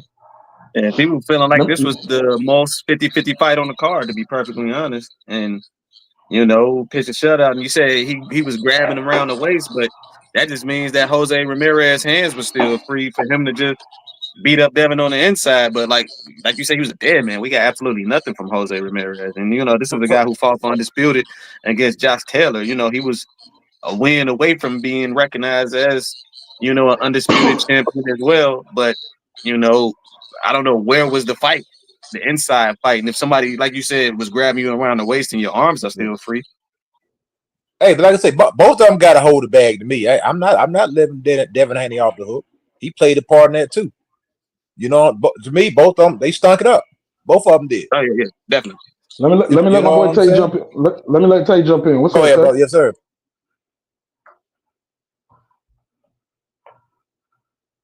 Pat man, Tay, unmute your mic, bro. What's good with it? What up, bro? Man, shit, cool, man. Chilling, man. I thought, of course, I bet it on Rolly last night. I just seen that coming far away. I look at the lines, and I just never thought that. I said that in your chat the other night. I never thought that I'm not Rolly, but Ryan should be a minus 1100 fighter against anybody. Right, too many variables. Yeah, too many variables. I mean, shit, and I think I gave you the analogy before. The usage of PEDs, you know what I'm saying? People think that okay, well, it's just a little amount, but at the end of the day, you can get 5 guys who's never smoked weed before, right?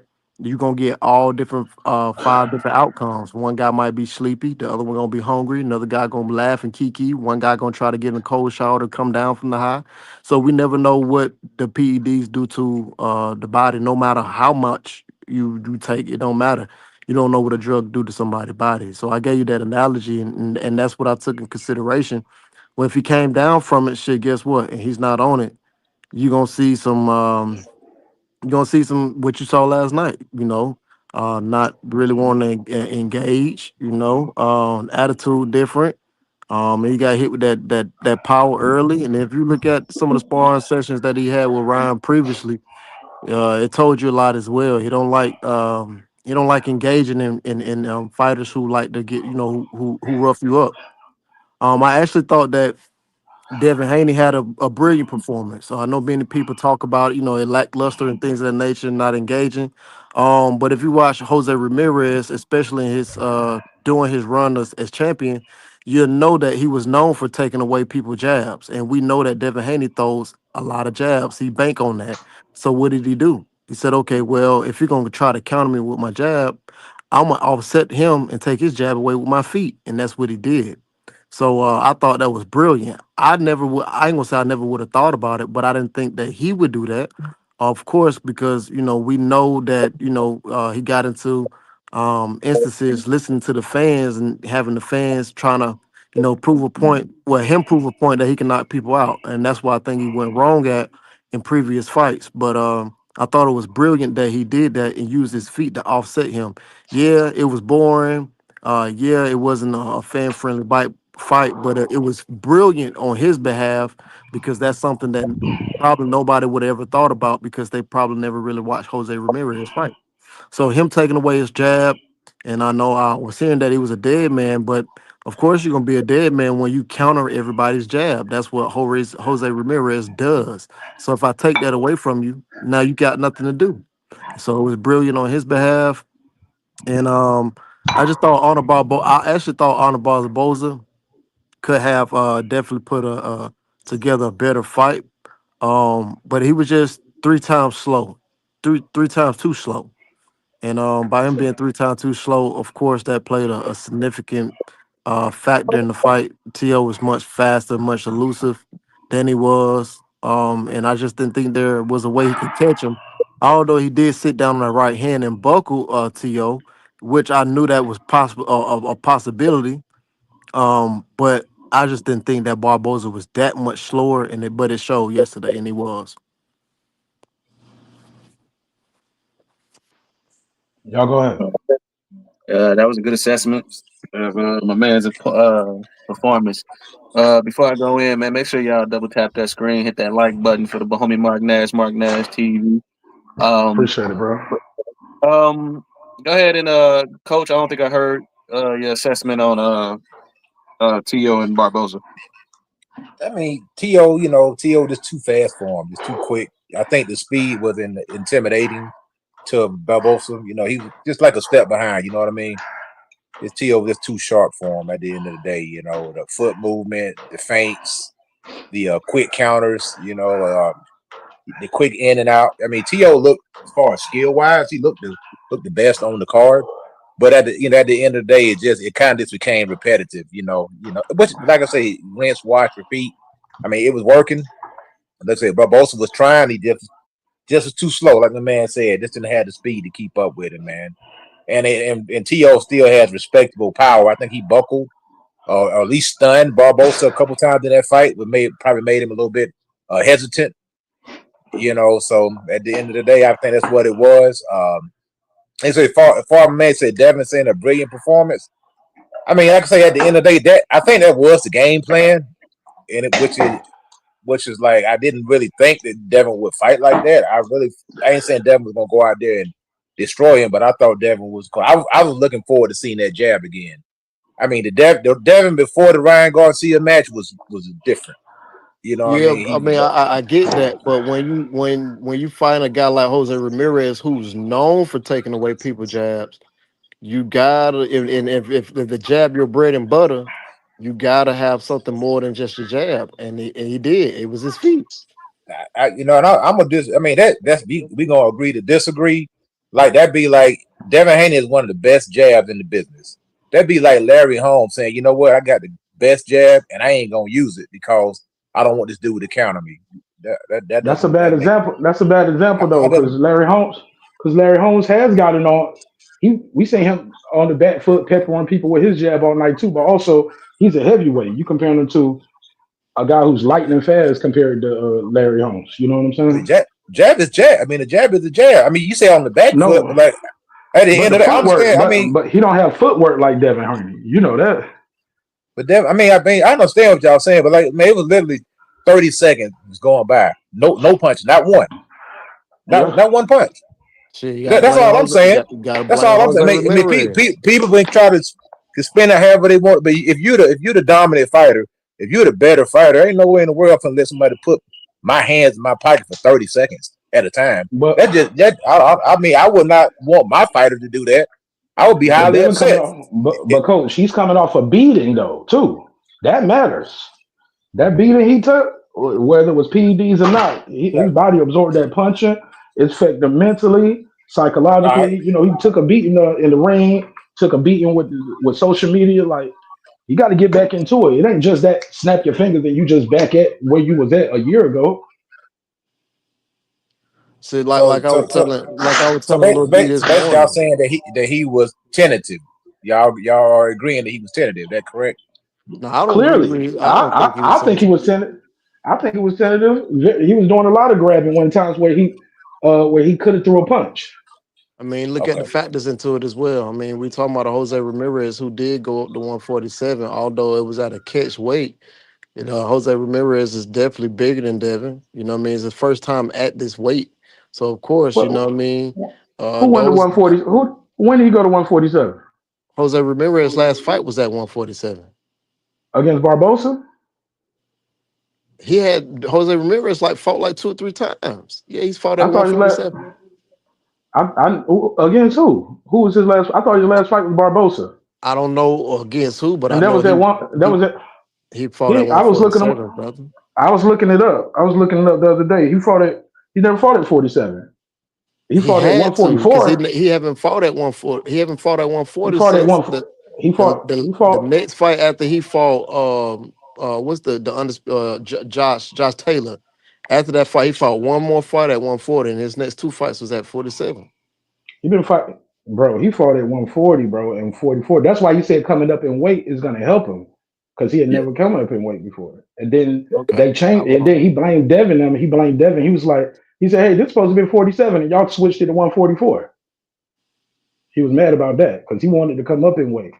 But he hadn't fought at 47 before. Yeah, he fought people like Richard Comey at 140. And Richard Comey moved up to 140 after that Josh Taylor fight. Who else?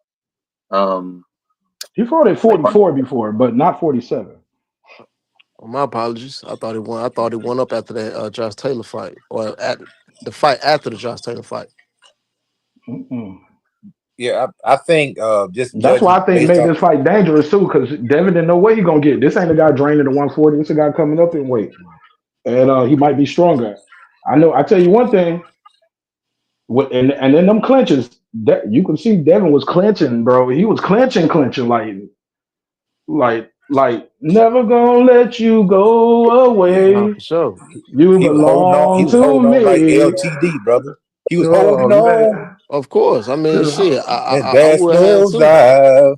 I would I have ain't too. mad. I ain't mad at him because that's what he messed up last time. Fell asleep in the clinch Shit, and got fell Hey, caught. asleep in the cliff and listening to these dumbass fans. Come on, man. The fans can't. Look, Ryan Garcia. I Man, mean, Devin Haney was one thing about Devin Haney, and this is what he's known for. Also, not just his jab, but his extreme confidence. That was one of the most confident young men I've ever seen in the boxing ring. The way he talked, the way he Yeah. carried himself, and I think that fight took some of his confidence away too. shit, when you So get hit with I when you think he get tried hit to with get. I think he something, tried that to get shit it do. back. He He'll And tried get to it it get back. it would. back. It's just one fight back against a formidable opponent who's a Yeah. former unified champion. And guess what? He can take what now that he got that year out the way and the ring rust, he can take that into the next fight. Okay, now because I fought defensively responsible this fight, now I could take that back and go back to the gym and bring my old self back while work to still continue to be defensively responsible.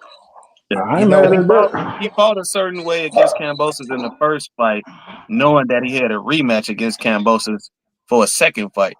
So he did exactly what he did against Cambosis to Jose Ramirez, knowing that he was already signed up for a rematch with Ryan. This fight, I just need to make it past this fight. I'm not about to go pillar the post with nobody when the big fight is the next fight, the rematch. So he fought the same way he did against Cambosis when he just stayed to the outside.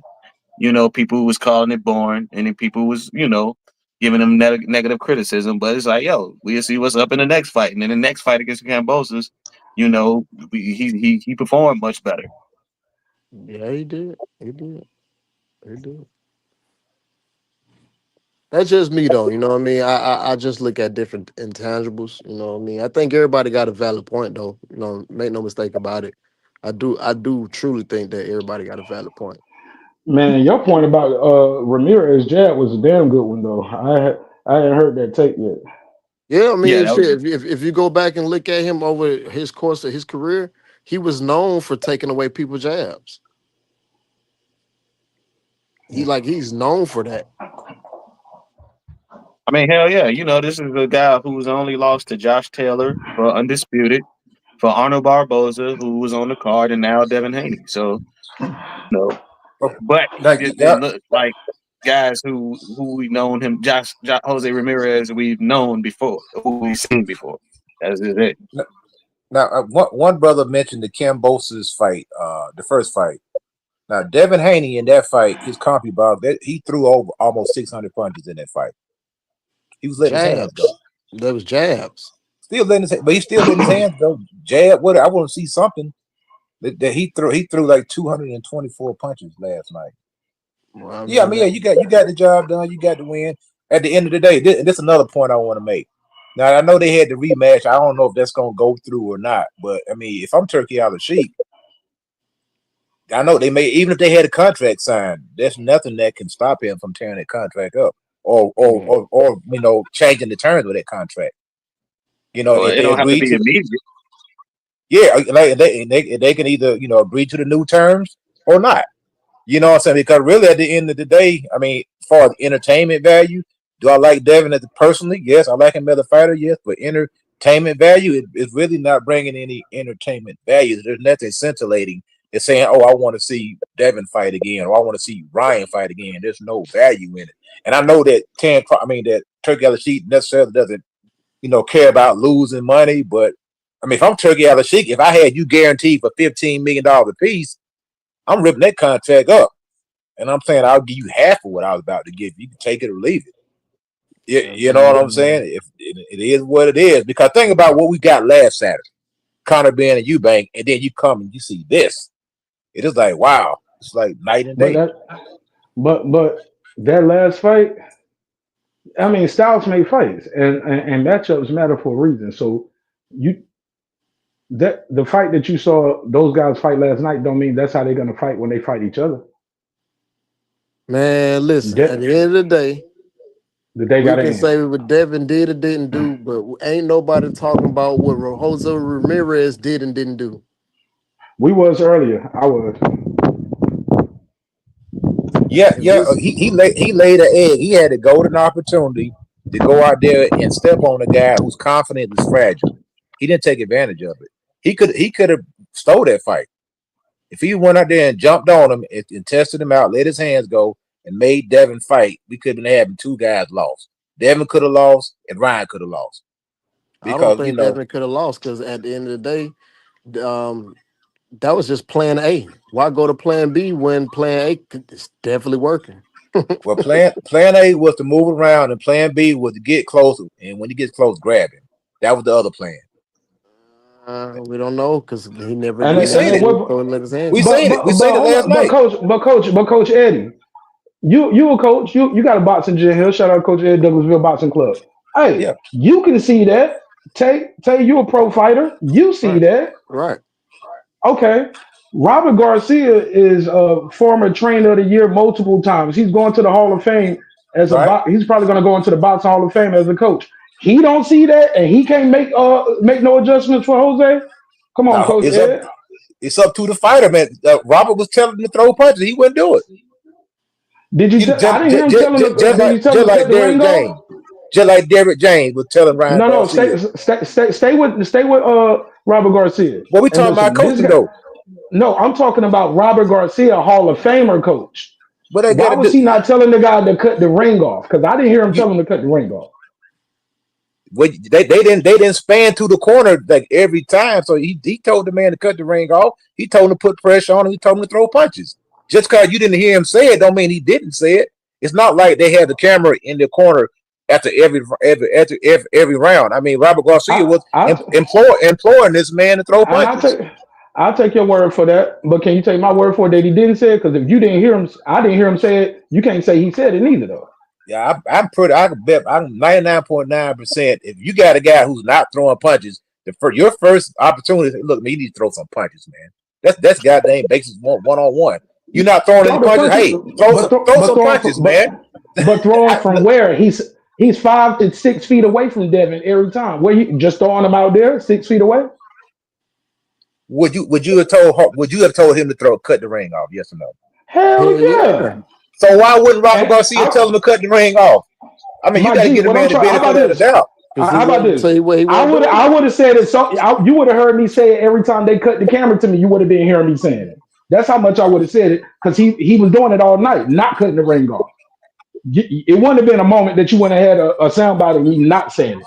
I don't see a soundbite of him saying it. That's all I'm saying, bro. Yeah, So I can't give him the I think benefit of the doubt because I tell you one thing, what I did hear Derrick James do, telling Ryan Garcia the right shit to do. Every time we cut to him, he was telling Ryan Garcia what to do. Ryan just won't doing it. I won't hear Robert Garcia tell him, hey man, you got to cut the ring off. Stop following him around. You got to cut him off. Stop following him around. I didn't hear Robert say none of that. Well, I think that's I don't know. I think that's in the fantasy world. I'm pretty sure he told the man to cut the ring off several times. I'm pretty sure he told him Well, to put pressure on him. I'm pretty we sure got to he go told with him to facts throw and evidence. punches. We got to go with what's facts and evidence, though, not what we assume, And though. I've seen Jose But you Ramirez hold put on, hold on. But way you more are pressure assuming than that that he didn't before. say it just because it wasn't on camera. Just because it wasn't on That's what I'm camera, saying. it doesn't mean he wasn't saying it, brother. I'm going by. No, I'm saying I didn't hear him say it. That That's what doesn't I mean he said. didn't say it. That doesn't mean he didn't say it. I'm just telling you what I know. I didn't hear him say, and they didn't cut to him saying it none of the times. Okay, that That's means a fact. that means they would have had to been mic'd up every single time, No, all no, no, 11 breaks no, in between to no, hear him say no, it. sir. No, no. I'm just saying it. I'm just saying the times where they did cut to We'll him. disagree to disagree. It's a Hold up. mute The point. time. Well, but the fact is, the times they were cutting to him, we never heard him say it. And that's the fact. He could have been speaking Spanish. Okay. I mean, we're making a Nah, he bunch of wasn't speaking assumptions on here. Spanish, We're making a man. There we bunch of go. assumptions. Nah. You know what I'm saying? There we So go. Fair enough. There it, you go. You win. it's a mute point. You know what I'm saying? Move. Hey, at the end of the day, he didn't do what he's supposed to do. He didn't cut the ring off.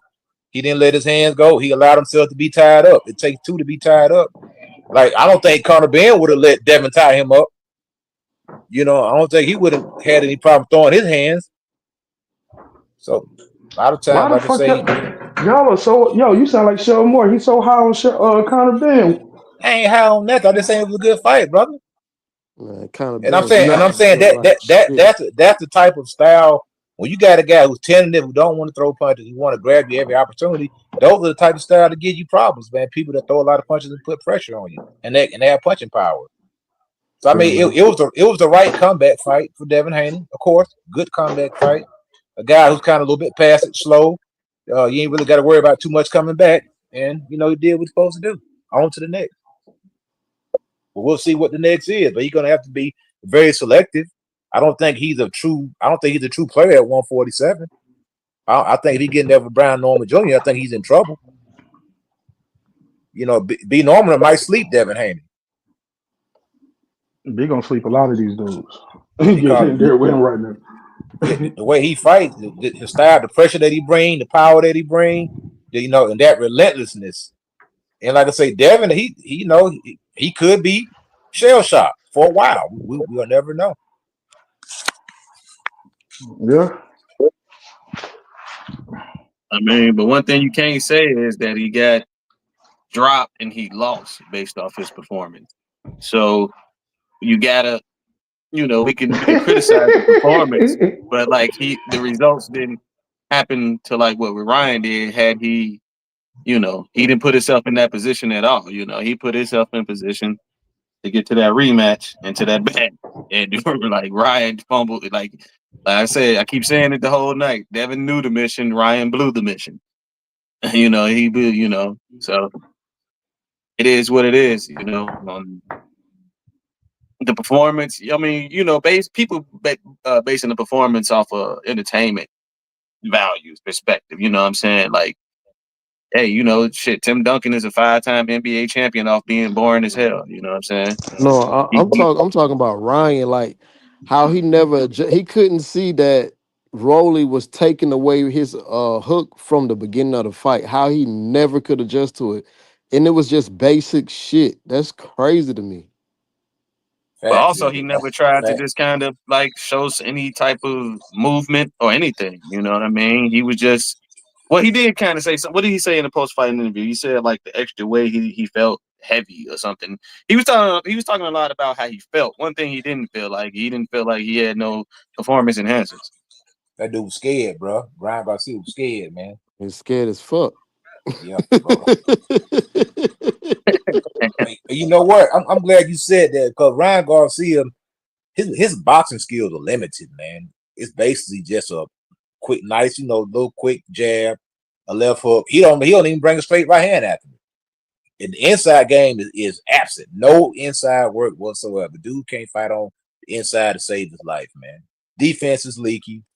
He just was beating up a lot of smaller guys that he had to reach on, and he was catching with that left hook. You know what I'm saying? And at the end of the Right. day, he got exposed, man.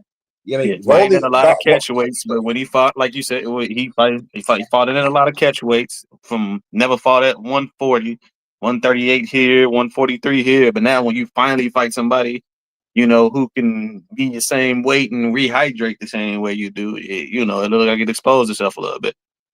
Shoot, Roller was big. And you know what? Y'all answer me this question. Maybe it was just me. Devin Haney, didn't look big. I mean, I know he weighed 147, but he has his frame is almost like it's a small frame, just with a lot of muscle packed onto it, like his bone structure. And I'm looking at the shoulder, like Rolly, like goddamn back looked like a freaking Freightliner. You know what I'm saying? It's like real wide shoulders, broad shoulders, a lot of back muscle. Devin, like his shoulder, like narrow, and he just packed on muscle. So I don't know. Maybe it's just me. He a He didn't big look dude. big. He didn't look like a welterweight. He don't look like Boots. He don't look Yeah. like Brian Norman. No, Brian Norman's got a freaking V cut. You know what I'm saying? Narrow waist, big wide back. Yeah, he a big dude in person for sure. But Rolly always say when he walking Yeah. around, he be closer or over 200 pounds, don't he? Who? So when he be Rolly, Yeah, he'd be like 190. 190, yeah. Yeah, so when he's making 140 and 135, he really is like cutting tremendous weight, Yeah, because he has like a wide bone structure. Devin looks like he has a small bone structure. Like his upper body's not very big, like wide shoulders. The shoulders are not wide, like narrow. He big in person. I know that for sure. Yeah, I ain't never seen him in person. So. Yeah, he pretty. You know, he got decent size on him. He just tall. He just 5'11". He down to almost 6 feet for real. Yeah, Rolly was you gotta admire Rolly's confidence. You know, some people look at it as delusion, but Rolly is a confident individual, man. He's confident in himself, you know what I'm saying? He never lose that. No matter if he going down by like a Eastside Cruz or like, you know, people not giving him no credit for how he performed against Tank. Now they did give him credit. They said that he performed much better than he did. But that was a good fight up until he got caught against Tank, you know what I'm saying? So, you know, people was ready to throw him away just by getting stopped by Tank, getting knocked out by Eastside Cruz. But you know, he even with Barroso, what's the older guy, the Barroso, he still dropped Buddy, even though people felt like it was an early premature stoppage. He still was able to hurt him and get him and drop him. You know what I mean? Shit, So man. What I like about Rolly is, you know, people would say that he don't have no boxing skills because, like, you know, when you're a late bloomer, it just looks funny, and I get it, right, including myself. But at the end of the day, he's a fighter. Like he come from a martial art mixed martial background. arts background, You yeah, know what I'm saying? So you he just is a just fighter. because just because it don't look natural, and he ain't been doing it since he was 3-4 years old, don't mean he can't fight. He know what he doing. It just don't look natural. But when he touch you, you gonna feel it. He's been fighting since he was probably like 3 years. He just haven't been boxing since he was been about like 3 years. Exactly. So he is a Yeah, fighter. he Yeah. sat there in that Philly kind of like a shoulder roll almost. He had that left hand down, turned sideways with that hand up. I ain't comparing him to Floyd or nothing like that, but he was using that shoulder to block a lot of shots. That front shoulder that Ryan was trying to get off on him. And like I say, he did all right. I can't even lie. He outboxed Ryan. You know what I'm saying? He outsmarted him. He was patient. I was thinking Roller was going to get maybe over anxious and try to maybe run in and possibly run into something. But Yeah. he kept his poise. I think he knew that he was winning the fight, and he stayed and stuck with the game plan, and he came out with the win. I thought they were gonna rob Roller. I ain't even gonna lie, man. I said they finna rob Roller. I thought they were gonna rob him because I know they want to do the rematch. You know what I'm saying? Right. They gave right man won the fight. Ryan Garcia, he was scared. Man, every time Roller got close to him, he grabbed the dude, put him in the headlock, holding on and stuff, man. Yeah, So Brody and that stab jabbing and stuff, man. I'm like, damn, look at the stab jab. I'm yelling at the TV like, damn, Ryan, you ain't gonna use that height. You ain't gonna try to stab jab or nothing. You just gonna But stand there. you know it'd be different with them 8 ounces on. I be trying to tell people. People would say, "Oh, he can't punch in this. He can't punch in that." Shit, with them 8 ounce on, everybody can punch.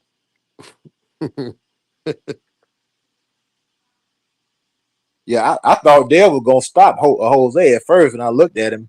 I said, okay, Dale trying to one shot him. I kept kind of trying to see what's going on because he was throwing some nice shots. Yeah. That he was catching Jose with, and a couple times he stunned him.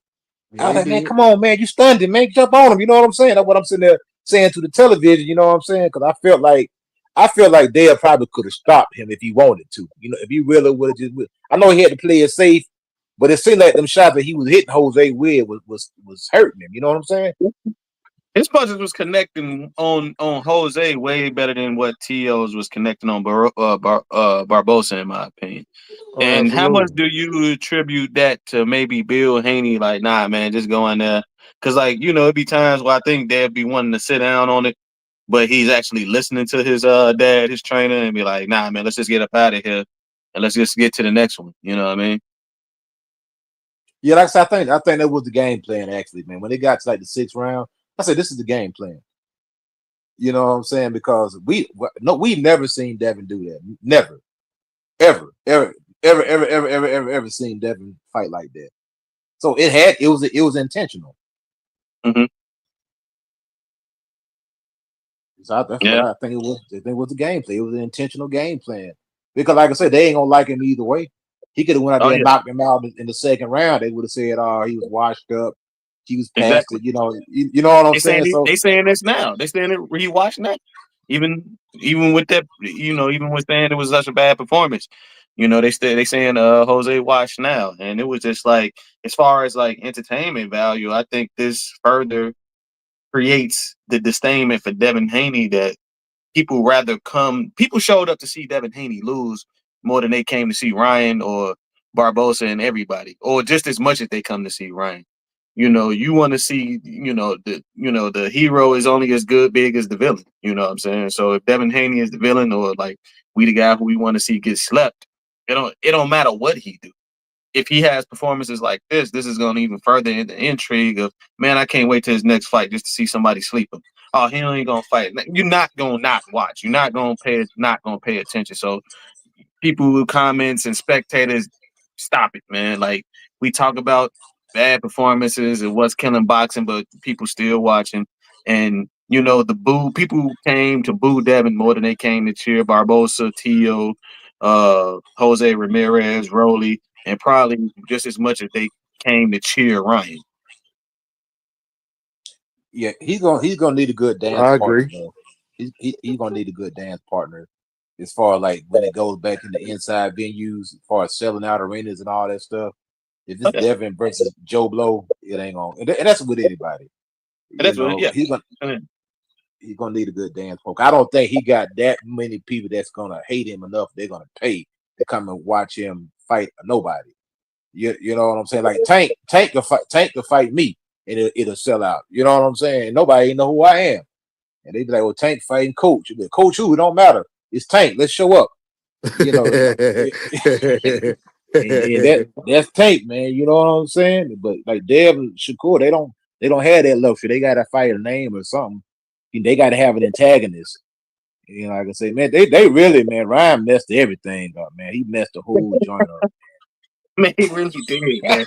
Like I keep saying, Devin knew the assignment, Ryan blew the assignment. The assignment was just to get to the rebound, And like Devin can, like I said, Devin can do whatever he wants to. He can be stillborn. He can do this as long as Ryan got past Rolly. And oh man, Ryan, please go back in here and kill this dude. Please do this, Ryan. Please do. And then it's like that's the intrigue and the luster behind the rematch. So, your opinion ain't gonna change. Like you just said, Coach, your opinion about Devin ain't gonna change no matter what he does. So he can do whatever he wants to. Now is just whether or not how much you want to tune in to see him lose. Yeah, it's kind of like when AJ fought Ruiz the second time. He just kind of got the job done. He moved around a lot. You know what I'm saying? It wasn't like a performance where he can go out there and try to knock him out. He used lateral movement. He boxed him at times, grabbed him. Same type of performance. The only difference is that dude actually had knocked Anthony Joshua out. That's the only difference. But no, that's not the only difference, Coach. The only difference is when I first noticed how big that ring was for that Anthony Joshua and Ruiz rematch, and how they said that this was a small ring for this time. Well, they was in the middle of Times Square, so we're not gonna have a big ring. So like this ring was small. So like, yeah, you should have been able to kind of corner and phone booth Devin a little bit better, being a Jose Ramirez. But yeah, they made sure they gave Anthony Joshua a huge ring in that second fight against that shit was like one of the biggest rings I had ever seen. Yeah, I think the biggest ring is like 20. You see the 20 inside the ropes, 24-foot platform. Now they do make special size rings.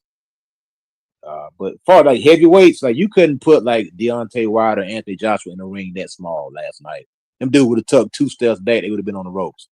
Because heavyweights are much bigger guys, they require a lot more room than just a 140-pound fighter. So you got to have a good size ring when you got some heavyweights on the match, especially if they headlining. But definitely, man, it was like when Anthony Joshua was criticizing, he was criticizing some I forget which Tyson Fury when he said he didn't respect it because he boxed 12 rounds and ran, but that's exactly what he did against Ruiz in that second fight. Yeah, the mission was not to get knocked out. Eddie Hearn said, "Look, man, we got to win this fight. Please win this fight." So he did what he had to do. He slammed up, lost weight. The dude lost like 20-something pounds for that fight, and was on his bike. Boxed at times, grabbed at times, and you can kind of tell that he wanted to engage at times, but he just didn't. He followed the game plan. But man, I hope. Do anybody think William Scull got a chance? If Canelo loses, that it'll be a perfect weekend for me because we already got Ryan got knocked off. That was good.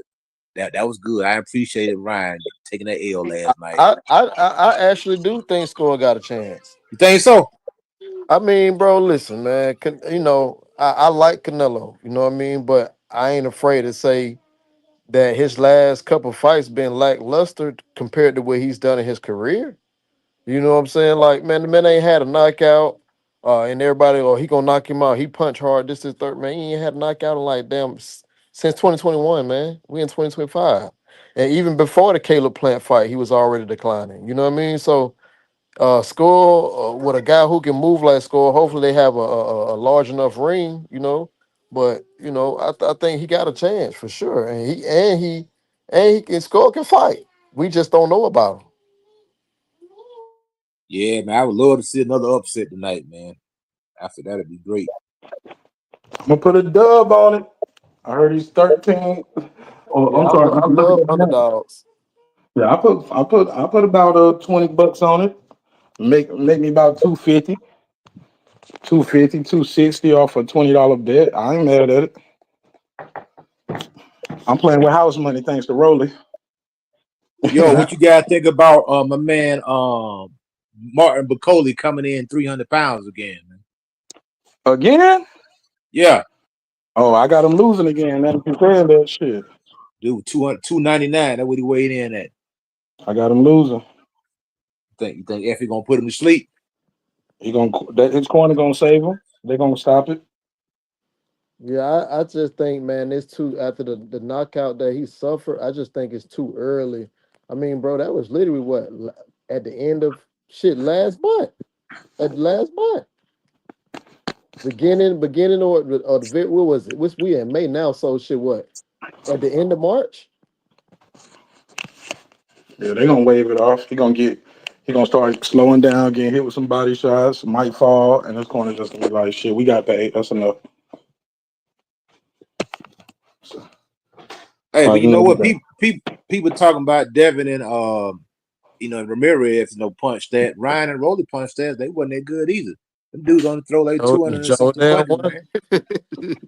Man, know what Rolly I'm saying? beat him with one arm. Ryan didn't do nothing, man. That dude Ryan didn't do nothing but get beat up and look. That dude looked horrible. Ryan looked horrible. I think Ryan was probably the worst guy on the card as far as boxing. You know, at least Arnold, he didn't do well, but he had a reason. He just couldn't catch Teo. He know what I'm saying? tried. But, he tried. he tried. He tried. He just coming up short. He tried. Yeah. Devin was the guy that was like, man, it's like you got Michael Jordan out here, but he's just shooting free throws. And I think that's what the frustration is, that Devin could do so much more. You see all the opportunities, like, man, come on, Dev. Even the Devin Haney fans were probably thinking the same thing, like, man, Dev, come on, man, step on this guy, man. Cause we know you good, brother. We know you good, but I guess he gotta know he good. Until he know he good, then ain't nothing we could do. I understand that. Now I see where you coming from, Coach.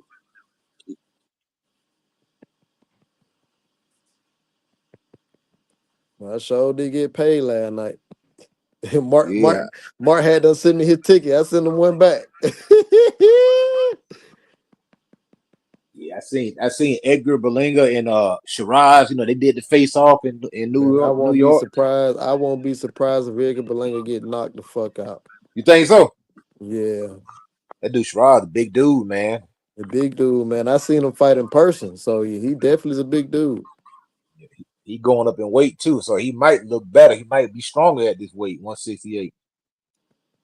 Yeah, he a big dude, man. I like him. I really do like him, but I do think he lost that fight against Adames though. Oh yeah, yep. I agree. I agree. Who else is on this card? Shit, you got Jaime Munguia. We already know he's fighting that rematch with Bruno and Efe Jagba. Of course, you got the main event Canelo. That's really about all I know. I don't really know them other guys, man. Homie. I want to see Then you how he got gonna your fight. boy Monster anyway fighting tomorrow. He fighting some tall dude, man. Dude, like Badu Jack on this card too. oh yeah, that's right, Badu. Yeah, Badu like 41 years old or something like Shit, that. Badu ain't fought since what 2020. Nah, he went up and won the Bridgerweight title. He fought Cruiserweight, then went up and won the Bridgerweight title, What year and was that? came back down. Shit, I know it was since 2020. That's when I first started my show in 2020 and in 2025. I know he fought since then. Badu. Shit, he fought on Riyadh season since then. I'm on Yeah, my he cell fought phone, so that. I can't pull up box Skill. rec. No, he fought on Skills Challenge. He ain't fight on Rion season. He ain't fought on. He ain't fought, what's up, B-Ho? I Shout out to think his Lalo last B. fight was that Jake Paul fight. I mean not Jake Paul, but Jake Paul fight. When he fought the Fury brother, that was his last fight.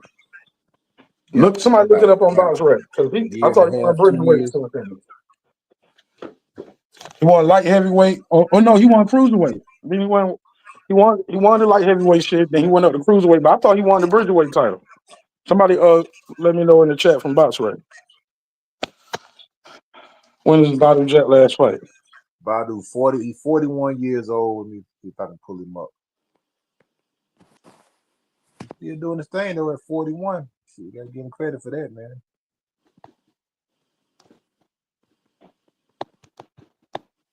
Anybody? February 23rd. What year is it though? Let's see if they have a year on it. 2021.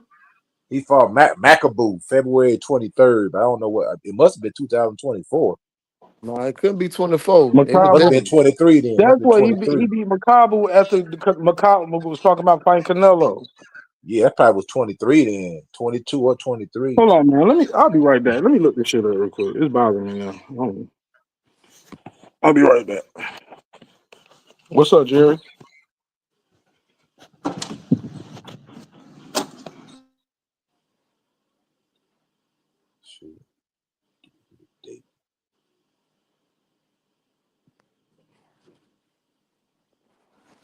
Y'all say something while I'm looking it up. Y'all quiet. Yeah, you think about it, your boy Chavez. You think Chavez got a chance against Paul?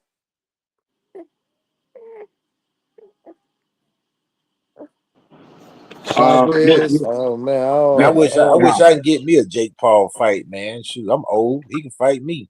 I'm 47, old retired boxer. Give me a check, man. He like fighting old dude. I No, get for up in the ring real. with that fool, man. No, for real. Get paid too, man. Yeah, man. I talk a good game at the press conference and everything, man. I talk it up. Tell him I'm gonna do X, Y, and Z. You know what I'm saying? And if you pay me extra, I even take a dive, man. I lay down in the first round. What round you want me to go down in? Nah, for real. I make it look good. You know what I'm saying? 2023. That's when he fought. He fought Makabu. In January, right? In February or February January. 26, 2023. Shit, And he's fighting a guy named that been Narar. 2 years ago, man. 2 years and 3 months, bro. And the guy he fighting ain't fought since 2023 neither. And his Oh, last fight, and the last guy he fought, he beat Makabu too. So Badu Jet beat Makabu in February 2023, and this guy beat him in November 2023. And neither one of them fought since then. So that's pretty even. you right. That's a They long both time. old as hell too. Y'all just crazy. Man, this was a good one, bro. I got a good workout in, man. I feel good, bro. Yeah, I got mine in this morning. Lil B left my ass. But y'all went running? Nah, man, his ass went to go work out them. Who did? Lil B, Brian Norman. Yeah, Oh, okay. man. He supposed to be fighting that dude in Japan, Jin Saki. Yeah, Jen Psaki. Is that dude any good, Jin Saki? He ain't It's good enough gonna, to beat Norman, in my opinion. yeah, But he ain't, he game. that shit not going past 5. Yeah, I ain't never seen the dude fight. He game. He got a fan base, and they got a bag for Norman, so that's what matters. Sure. And get him a check. The dude get it because Norman only fought what 2.5 rounds his last fight. Yep. Yeah, he stopped that Yeah, dude he's trying to quick, get. man. Yeah, my man was there. He ready to fight again. Yeah, might as well keep racking up them wins, man. Get that check, keep that check rolling. He could have got them rounds in like Haney did yesterday, but you know, we don't like that no Boy, more. man, that looked like a day in the gym right there. I said, man, this man got paid a couple $1 million for a day in the gym. All right, Haney, we just gonna work on foot movement. Get in there and move around. And that's what Paulie Malignaggi said. He said, "Oh, this is like he said like that. Both of them are like sparring matches. Like he said, the first two Bro, That's okay, what fights." that's what it Ryan was, said man. that too. Ryan said he felt like a spar match because he said not having no fans there and no crowd. He said they didn't know that. He said it kind of threw him off. Even Rolly complained about it. The winner even complained about it. I've heard But both see, sides complain what about they the not setup. saying is the police, not well, the police academy that they was right across the street from told them to put those walls up. That wasn't the idea. And Oh, to be exact, that the original place where the ring was going to be at was in front of all the big screens, but they had to move it because the pavement was unlevel. That's the only reason why they moved it to the side street. oh, see, that's important. Man, they should have put that joint in Madison Square Garden, man. They was tripping, man. They was trying something new, but they didn't test it out. It seems like they didn't Yeah, recon that. you know what? Because it was weird, man. Because without having the fans cheer, man, it was almost. It sounded like they was in the gym, bro. You know, with no noise. All you heard the punches. You could hear what everybody was saying. You can hear what the corners was saying. You can hear people in the audience saying, "Man, I throw love some it. punches." You know what I I'm didn't hear saying? Robert Garcia. I didn't hear Robert Garcia say, "Cut the ring off." Yeah, I'm fucking with you. maybe he I'm fucking did. with you. I'm fucking with you, coach. I'm fucking with you. Maybe he did, but it's like it's crazy, man. But Like it you was killed no that shit. audience. He's It was like, maybe weird. he said it in Spanish, and you like, oh, checkmate. I can't argue with that. But he probably did. He could, yeah, but you never know, man. But I think they probably should have done that joint in Madison Square Garden, man. I would, but they got New York. They still in the playoffs. Yeah, that's why Yeah, they still in playoffs. They made it. maybe that's why they didn't do it then or something. They probably Maybe couldn't they get it. well no, because they were talking about doing. They talking about doing some shit in Central Park. Talking about doing some shit in Alcatraz. My nigga, I ain't going to no prison to watch no fight, homie. I'm sorry, bro. I think they should fight one of the guys in the joint. You know what I'm saying? With the prison champion. You know what I'm saying? You got some dudes in prison that can rumble, man. Man, I gotta check out, man. My phone about to die, man. Them For niggas in the sure, prison man. gonna get their ass beat fucking one of these pro fighters. But I'll tell you, I'll talk to you later, bro. Absolutely, man. Y'all boys stay up. Yeah, man. Hey, Be any like, upset tonight? Real quick. Give me an upset before I go. Cause I'm about to go too, man. Man, if But, anything, if anything I'm betting on, man, I'm definitely gonna have to drop a little money on FA, and then I'm gonna put a little money on Skull, but I'm definitely gonna take the plus money on Canelo by decision as well. okay, plus Cause that's money. plus Yeah, money. That's plus money as well. So if I put 20 down and bring me about a little 40 piece back. what about Jaime? Who? Jaime Munguia. You know, Mongear. we got upset last time. Yeah, I don't think Bruno. I don't think Bruno can do it again. I don't think he can do it again. Um, I like Muhammad McGee fight. I actually like him by. I actually think he might try to KO him this time. You think so? Mm. Yeah, Gonna go back. He could be hesitant. He could come in gunshot though. I guess we gonna see. we got to find that out too. So if anything, like I said, I do like him for the knockout, but I'll play it safe on a little money line piece. So sound like a plan, brother. Yes, All sir, right, Tay. man. I'm Tay, about to hold it go Oh down, jump. yeah, I'm bro. nice about to talking go with jump y'all, on. man. I'm All about right. to go jump on this grill, brother. Y'all stay up, man. All right, hold it down. Shout out to my Yes, homegirl sir. Rachel. Rachel said, "What up, Lake?" What up, though? Yeah, man. Like I said, man, I can't express enough. I'm happy for Rose. Man. Rose, I know Rachel. Nah, what's up? I saw the tweet she had put out. She was like, "Rose is a good dude. Don't drink, don't smoke. He play video game with her sons, and like he's just a good dude." And it's always good to hear good things happen to good people, man. Like, 'cause I don't see why people hate the kid Rose. Like, I don't see. He don't seem like a bad guy. Nah. You know He what I'm talk saying? trash, man. He's a shit talker, so he gets the feedback that comes with that. Yeah, but we I thought we like shit talkers. I mean, yeah. Man, people be saying they do, but then they turn around. I don't like how he be talking. I don't like Clarissa be talking shit. Clarissa always that. You know how motherfuckers be talking.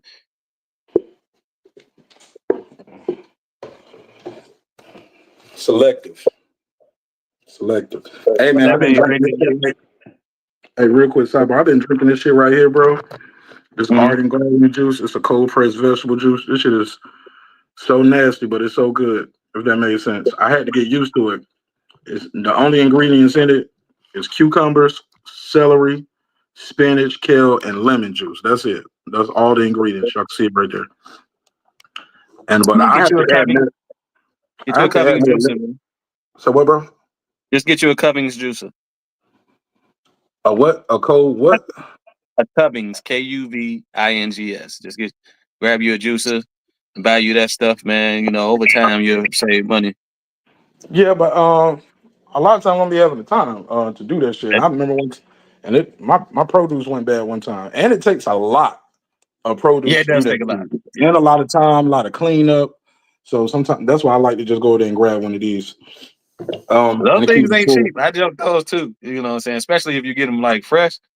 Yeah, they charge you for that juice because of what you're saying, because of the amount of produce it takes to make juice, the time and all that stuff. So like getting the fresh juice really costs, you know. It's 6 pounds of produce in this bottle. 6 pounds. 6 pounds of produce. That's a lot. But also too, my juicer was heating up. They were saying that's not good. The juicer, you don't want the juicer to heat up. That's why cold press is supposed to be better because it saves the nutrients and all of that shit. But this shit is disgusting. That shit good, man. No, but that's what I said. It's not disgusting. I squirt more lemon juice in it to cut the vegetable taste. But what would you about to say? I said, nah, it's doing what it's doing, what it's supposed to be doing for you. So it ain't disgusting. Yeah, that's all I've been doing, man. I've been juicing all week, man. Arugula, kale, cucumbers, and got some key limes, and what else I throw in it? Yeah, that's it, I think. So yeah. So you got any upsets for tonight? No, I don't actually. Let's go. Let me run through that card right quick. I need to run through that card to see. I know you're trying to get up out of here. I know, but like, what did somebody say? Bukoli was 300 pounds or something? Bruh. I thought he was always 300 pounds. Nah, his last fight, he was big as hell. And then this fight right here, he don't came in big as hell again. Oh, yeah, this ain't him just getting up off the couch either, like his last fight was. Yeah, his last fight was the last minute replacement. I'm going to eat the salmon, too, on this air fryer, man. You fuck with that salmon? Well, no, you don't eat no kind of meat, right? You don't eat salmon either? Nah. Get you some of that lion's mane mushroom. That tastes just like meat. It got the texture of meat. That's all I eat is mushroom. You said lion mane lion's mushroom? mane mushrooms, yeah. You never tell the difference. Where you buy that? Man, you probably gotta order that. You can probably order it off Amazon, and they be having it at farmers markets. Like I know, like one of them, like the Sandy Springs farmers market. One dude be selling it. It ain't cheap though. What else? They got some mushrooms that taste like lobster. Wow. Okay, I'm gonna try it out. I'll try them out. But let's go. Let's go through this card real quick. Well, I got this salmon in the I'm gonna make me a salad. Go ahead. All right, well, hold on. Let me pull up the card. I should have already had it pulled up. I know. matter of fact, I got a picture of it right here on the screen. Hold on. Let me give you a picture. Here we go. Here you go. Bam. Damn. Okay. Hold on a second. I can't really see the bottom part of it. Hold on. I got you. Let me take that band off. Gotcha. There you go. Talk to me. I'm intrigued about Jaime Munguia in this rematch. I'm gonna go with Jaime. I'm gonna go for that for the upset the way he looked, because really, Bruno should be the favorite, right? After how he did Jaime. I think Haney's still the favorite because he was winning the fight prior to that. I don't have the odds in front of me, but you would think Haney's the favorite because he was whipping his ass. He had dropped him, but it was just one good shot. So, one good shot, he slapped his ass, bro. Bro, he never saw it coming, bro. But is that like well, yeah, I guess you got to see the odds because I really don't even know if like Bacoli and like Jabba, like that's kind of like wouldn't even really be an upset for me if any one Go of off them your win. gut. Go off your gut. I would go with Bacoli, but like y'all saying that he 300 pounds, and you know, I just don't think I don't know. I don't think that stops him before, you know, from being just a big ass dude. You know what I'm saying? Who still just like punched with his arms and got all that power that he generates from his arms. How old is Bottle Jack now? Bottle Jack is not young no more. You know what I'm saying? He in his 40s. Yeah, he in his 40s. Yeah. Yeah. Shit, man. I'm gonna go with Ryan, bro. Honestly. Going for the upset. Yeah, I'm going for that. That's probably like the only upset I got. Really. Other than that, I don't even really look at anything else as upsets. Besides, well, of course, Skull and what's the height difference on Skull and Canelo? You know? And like the reach difference. I don't know, but he was tall though. He looked tall as hell. It really don't matter because like Canelo has done some. He's put some work on some guys who was much taller and had some reach on him. But all these guys been taller than him. That's true. That's what I be looking for. I'm like, yo, how much bigger is he than Canelo or something? But that shit ain't really been of his detriment like that, except for like Vivo. And look, Tua Tank Davis' hardest fights was against the shorter guys, Cruz Very, very true. and Lamont. Very, very true. You know, but that's because of what Rolly been saying, man. Like these dudes ain't been weight drained. Rolly be saying that he's like, yo, man. Like people be trying to say, hey, man, a lot of these guys when they fight Tank, they really do be drained and stuff, man. But Lamont, you know, good physical condition. Isak, you know, he naturally where he at. And people just coming in talking about some Ryan on PGs. Damn, just come straight in with it, right? So yeah, I ain't got it. But nah, I don't think he was on the juice. That's why I think he looked like he was last night. He was tired. He wasn't trying to engage. Like I said, I'm happy about it, man, because I like Rolly. You know what I'm saying? Yeah, I like Rolly. Every time I seen Rolly, he's a nice guy, and in Vegas, he always taking pictures with people doing interviews. Because we was talking the other day, and people was like, "Yo, how Rolly keep getting opportunities?" And I was talking to him, and I was like, "Shit, when you go to Vegas, man, they love Rolly." They was like, they was clowning me on the show. They was like, "Man, don't nobody fuck with Rolly. Don't nobody know Rolly." Like, I saw it. Yeah, you saw it. You was there too. People love Rolly, man. People stopping and take pictures with him. Yeah, just as many people stopping to take pictures with him as you know, a lot of the champions there. You know. Mm-hmm. And yeah, he's really a good kid at the end of the day, man. So I don't know. It might be time for you to re-up, push that interview up to the front. Because yeah, man. Because we don't want the the Kendrick Lamar interview is just doing numbers, man. You know that. Yeah, push that Rolly back. Yeah, I wish I did have a Kendrick Lamar interview. Yeah. Oh, I said the interview, the video, the K-Dot video doing numbers. Man, them niggas going crazy over that shit, didn't it? Yeah, bro. I was seeing him like, damn, this is what the comments need. Bro, I looked up today. It was over 30,000 views on that shit, and like 1,000+ likes, and like 300 comments type shit. I'm like, over 300 comments. I'm like, damn. I was like, let me go back to doing more hip hop shows. Them niggas leave comments and click the like button. These boxing fans won't even click the like button. Won't leave a comment. Won't click the like button. Yeah, the hip hop fans like, let's talk. They want to talk. Yeah. So what does that say? What does that tell you about live performances? As far as what?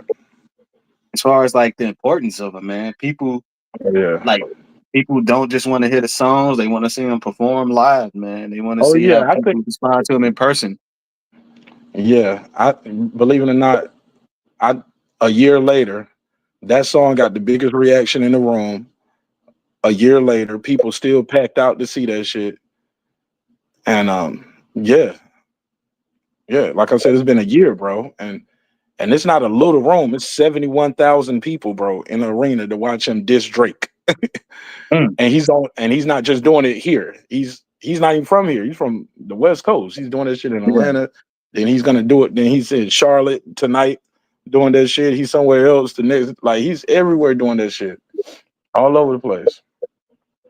And everybody going crazy over the same spot every time, over and over. A minor, Going crazy. That song is called "Not Like Us," and you may not even identify to what you mean "not like us." You know what I'm saying? It's a triple entendre. Triple entendre, man. Because I was seeing the difference of the people who was around you in that video. I'm just like, look at all the different people, you know, like the different ethnicities of people who come in here for this concert and love this song. You know, that's man, the nigga was sitting to my left. As soon as Kendrick finished that song, him and his old girl got up and left. It was like you could tell they were just waiting for that to get that moment on camera, and they was gone. They said they rolled out. As soon as that song was over, nigga, they got up and left. Showtime. I'm out. What else happened after that? What they missed?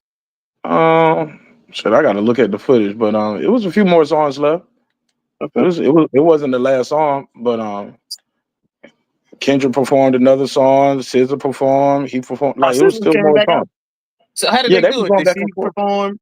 They perform together, or she did a set and then he came after her, and or they just done like at the time. Both. Like Mustard opened it up, and then Kendrick came out. He did some songs. Then SZA came out, did some songs. They'll do a song together. Then it was like they never took an intermission break though. It was like back to back to back. What it reminded me of? It reminded me of watching Jay-Z and Beyonce do On the Run. It was similar to that. It was no breaks. It was no intermission. Either she was on stage, he was on stage, they was on stage together, but it was no, all right, man, we're going to let the DJ rock for a little bit and we'll be right back. Oh, okay, yeah. It was none of that. Nah, them niggas back to back to back. And I didn't go nowhere neither. That's probably like one of the few times I've been to a concert and I didn't, go to the concession stand or go get something to drink or the bathroom or anything. I just stayed right there the whole time. Right. Yeah, you say that band started on time, huh? Man, they started on time. The niggas started on time, bro. Didn't take no breaks, and they left on time too. I was like, oh, okay. But they in that damn that big ass arena too. That shit probably expensive if you go over. Hell yeah. Football stadium. Yeah. He brought out. Oh, you know what? He did bring out that nigga Playboy Cardi for something. He brought Playboy Cardi out at one point for something, but that shit was forgettable for me. No, it's just that, yeah. Like you said, it was so. How would you? So like the one joint, so he not like good performing live. Who, Playboy Cardi? Yeah, he's not good at all to me. Oh, he's not good at all. Okay, I'm not a Playboy Cardi fan. That nigga ain't that good. Cause I've seen Denzel Curry live, and he had it was in like a small venue. He had the people going wild, but I was like, I don't even know what he's saying, and maybe I'm just a little too old for his music. But it was like I'm not gonna lie, even Rakim said MC means move the crowd, so he had to move. He had the crowd moving, and the person who headlined that joint I went to was Joey Badass, and they had like a couple other people on that. But yeah, Denzel Curry had like a lot of people really into his shit that day. So, you know what? I want to see what this Wu-Tang concert gonna be like, bro. I'm excited about that. Hell yeah, they got Run the Jewels on that one too. That Wu-Tang concert coming to Atlanta, bro, is gonna be crazy, and I'm gonna be right there. Hell yeah, on the flow. I bomb atomically. Socrates velocity. Yeah, I'm going crazy. I'm going crazy. Yeah. Everybody gonna be there. They got all the members there. They got their own set, so I'm gonna get to see Capadonna do Ice Cream. Meth Man do You're All I Need, all of that shit, man. I'm gonna get to see all of that stuff, so I'm excited. MEDHOD, man, all of that shit. I'm big geek. I'm gonna have a good time. Oh yeah, that's nice, man. I've seen Wu-Tang a couple times, and yeah, definitely love it. ODB everybody son show up. Does good. Yep, everybody showed up.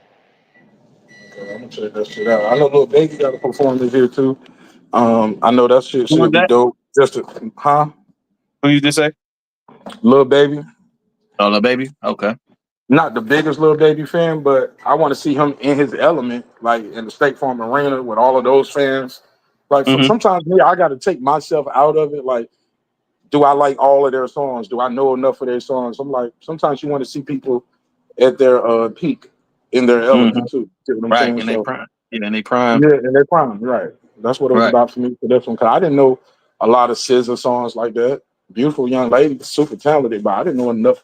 I didn't feel like I knew enough of her records, but I knew enough. I I know know enough of enough. them from that Control album, that side chick music that she made. If I Yeah, was saying man, that, I love it too. you probably would have got me on camera singing this song. Look at this nigga like singing this shit, this side chick music. Yo, that would have been funny as hell to see Lake County up there. My man is your man, and your man is my man. Done with these niggas, don't fuck with these niggas. Yo, them girls was going crazy for it, but like I said too, it was so many joints in there she was doing that I didn't know. It made me say, okay, let me record this and record these reactions just so I can go back and listen to the music and get familiar. Maybe I'm just behind, you know. That doesn't mean it's not good. I don't know it, you know. Yeah, this was that side chick music, but like she was singing about being a side chick, but it was some cool music. And then it was just like I see why, sometimes your females be acting a certain way. Cause I'm like, damn, why every time a Summer Walker album come out, man, my bra start acting crazy. Like you actually got to start listening to the music. I'm like, this is your bro. Every time Summer Walker come out, me and you start getting into it. Yo, that's crazy, bro. That's crazy because energy is transferred. That energy gets transferred. Just no different. Hell Like you'll be watching. If you got a girl that watch a lot of reality TV shows, watch her energy after them shows end or the next couple of days. Y'all might start arguing about nothing Yeah, because I had to she tell been my watching that nephew. shit. Yeah, I What? told him, like, dude, you are what you eat, right? That's just not food. This is what your overall intake consumption. I'm like, yo, you be watching these reality TV shows. All you hear is bleep, bleep, F you, I'm gonna kill you, bleep, bleep, and fighting them. And he's like, yeah, you're right, man, because I had a dream I was in a fight. I'm like, yeah, stop watching all that shit. Yeah, man, that's very possible, man. You start watching that shit a lot. No different. I think a lot of these boxing fans be always arguing and want to fight because they watching fighting all the time and watching niggas fight. And then they go to work and Mr. Feinstein tell them shut the fuck up and get back on the forklift and they got to do it. So you know what I'm saying? And then they come on the show and now they want to argue and treat people all crazy because that's the only time they got any kind of power. They feel like, you know. I know you seen how it was when at the South got something to say too, man. How every big moment in the fight, we all rush in the ring. We filled with that energy, man. We got that, we taking on that energy, Yeah, get him, kill him, stop him. You know what I'm saying? Yeah, my voice is still just coming back from that, dude. Because I was hoarse as hell yelling at that shit. Man, I had a blast, bro. I had a blast. That was better than Vegas, if you ask me, man. Oh, you think? Oh yeah, man, dude, we everybody was into that. What's the name? That card. Yeah, it was a lot of good shit. Yeah, I'm still tripping off Coach Kenny Ellis' daughter's shoulder popping out. And him and Coach Calvin Ford popping her shoulder back in, like right there. Hell yeah. And She tough, everybody, they was into that, man. A lot of people was turning their heads. Like, oh God, I can't watch this. Right? Like, man, shit, nigga, this part of it, right? That shit was gruesome to watch, bro. And then you can hear her go as they trying to do it. She tough, bro. She tough for sure. This ain't like pulling off Franchise wig. This is trying to pull somebody's shoulder back in place. Bro, why you gotta bring up my homegirl wig, bro? I'm just saying they was pulling on both of them. It's different. Nah, but what's up with this attitude interview? She was like, you want this hair? You want to be a champion? You want to keep your belt? Something. She was like, okay. And you see, Kenny, you want this belt or you want this shoulder? You want to lose this belt or you? Yo, but shout And out they to was Franchon. quick. She got a good sense of humor. I don't know if you ever seen that interview I did with Franchon. I gotta finish it. I definitely started, but I gotta finish it. You got to watch it, man, because we brought that up, and she cracked jokes about that shit too. She got a good spirit about it. Yeah, so she's a good person, man. Nothing but good things to say about Franchon Cruz. Yeah. So how that But shit, Zab man. Hold on one man? second. Put the shit on charge real quick. Shit about to hang up. Go ahead. You got anything else, man? 'Cause other than that, I'm gonna land a plane on this one. I'm gonna get something to eat, and I'm gonna rest up before I go out tonight. Cause I'm probably not gonna drop the link for the joint. Well, I can put it up, but I'm gonna have to. Actually, no, I'm not, cause I'm gonna be looking on my phone. I gotta go somewhere tonight, so I'm not gonna have a link up for this, but I'm gonna record it though. Actually, no, I'm not gonna be able to record it. Cause I'm gonna be gone. The zone only let me have it on one stream, so I'm gonna be able to watch it on my phone while I'm out. Yeah, but I can't share the screen though.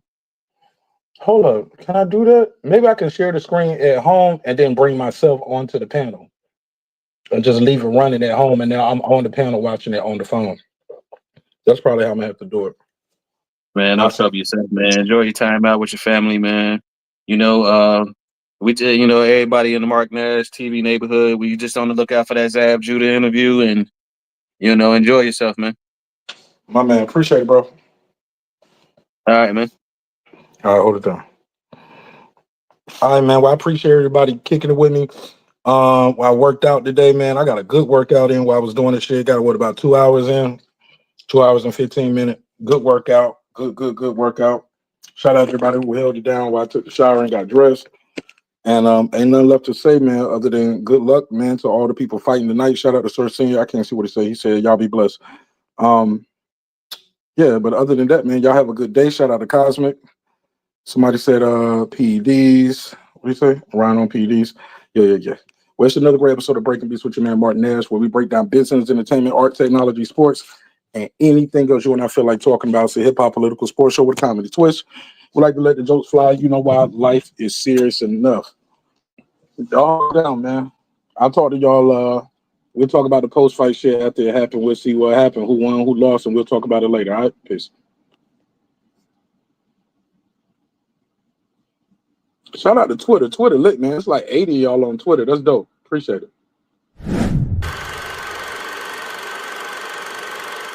This that squad sound. This is mad now.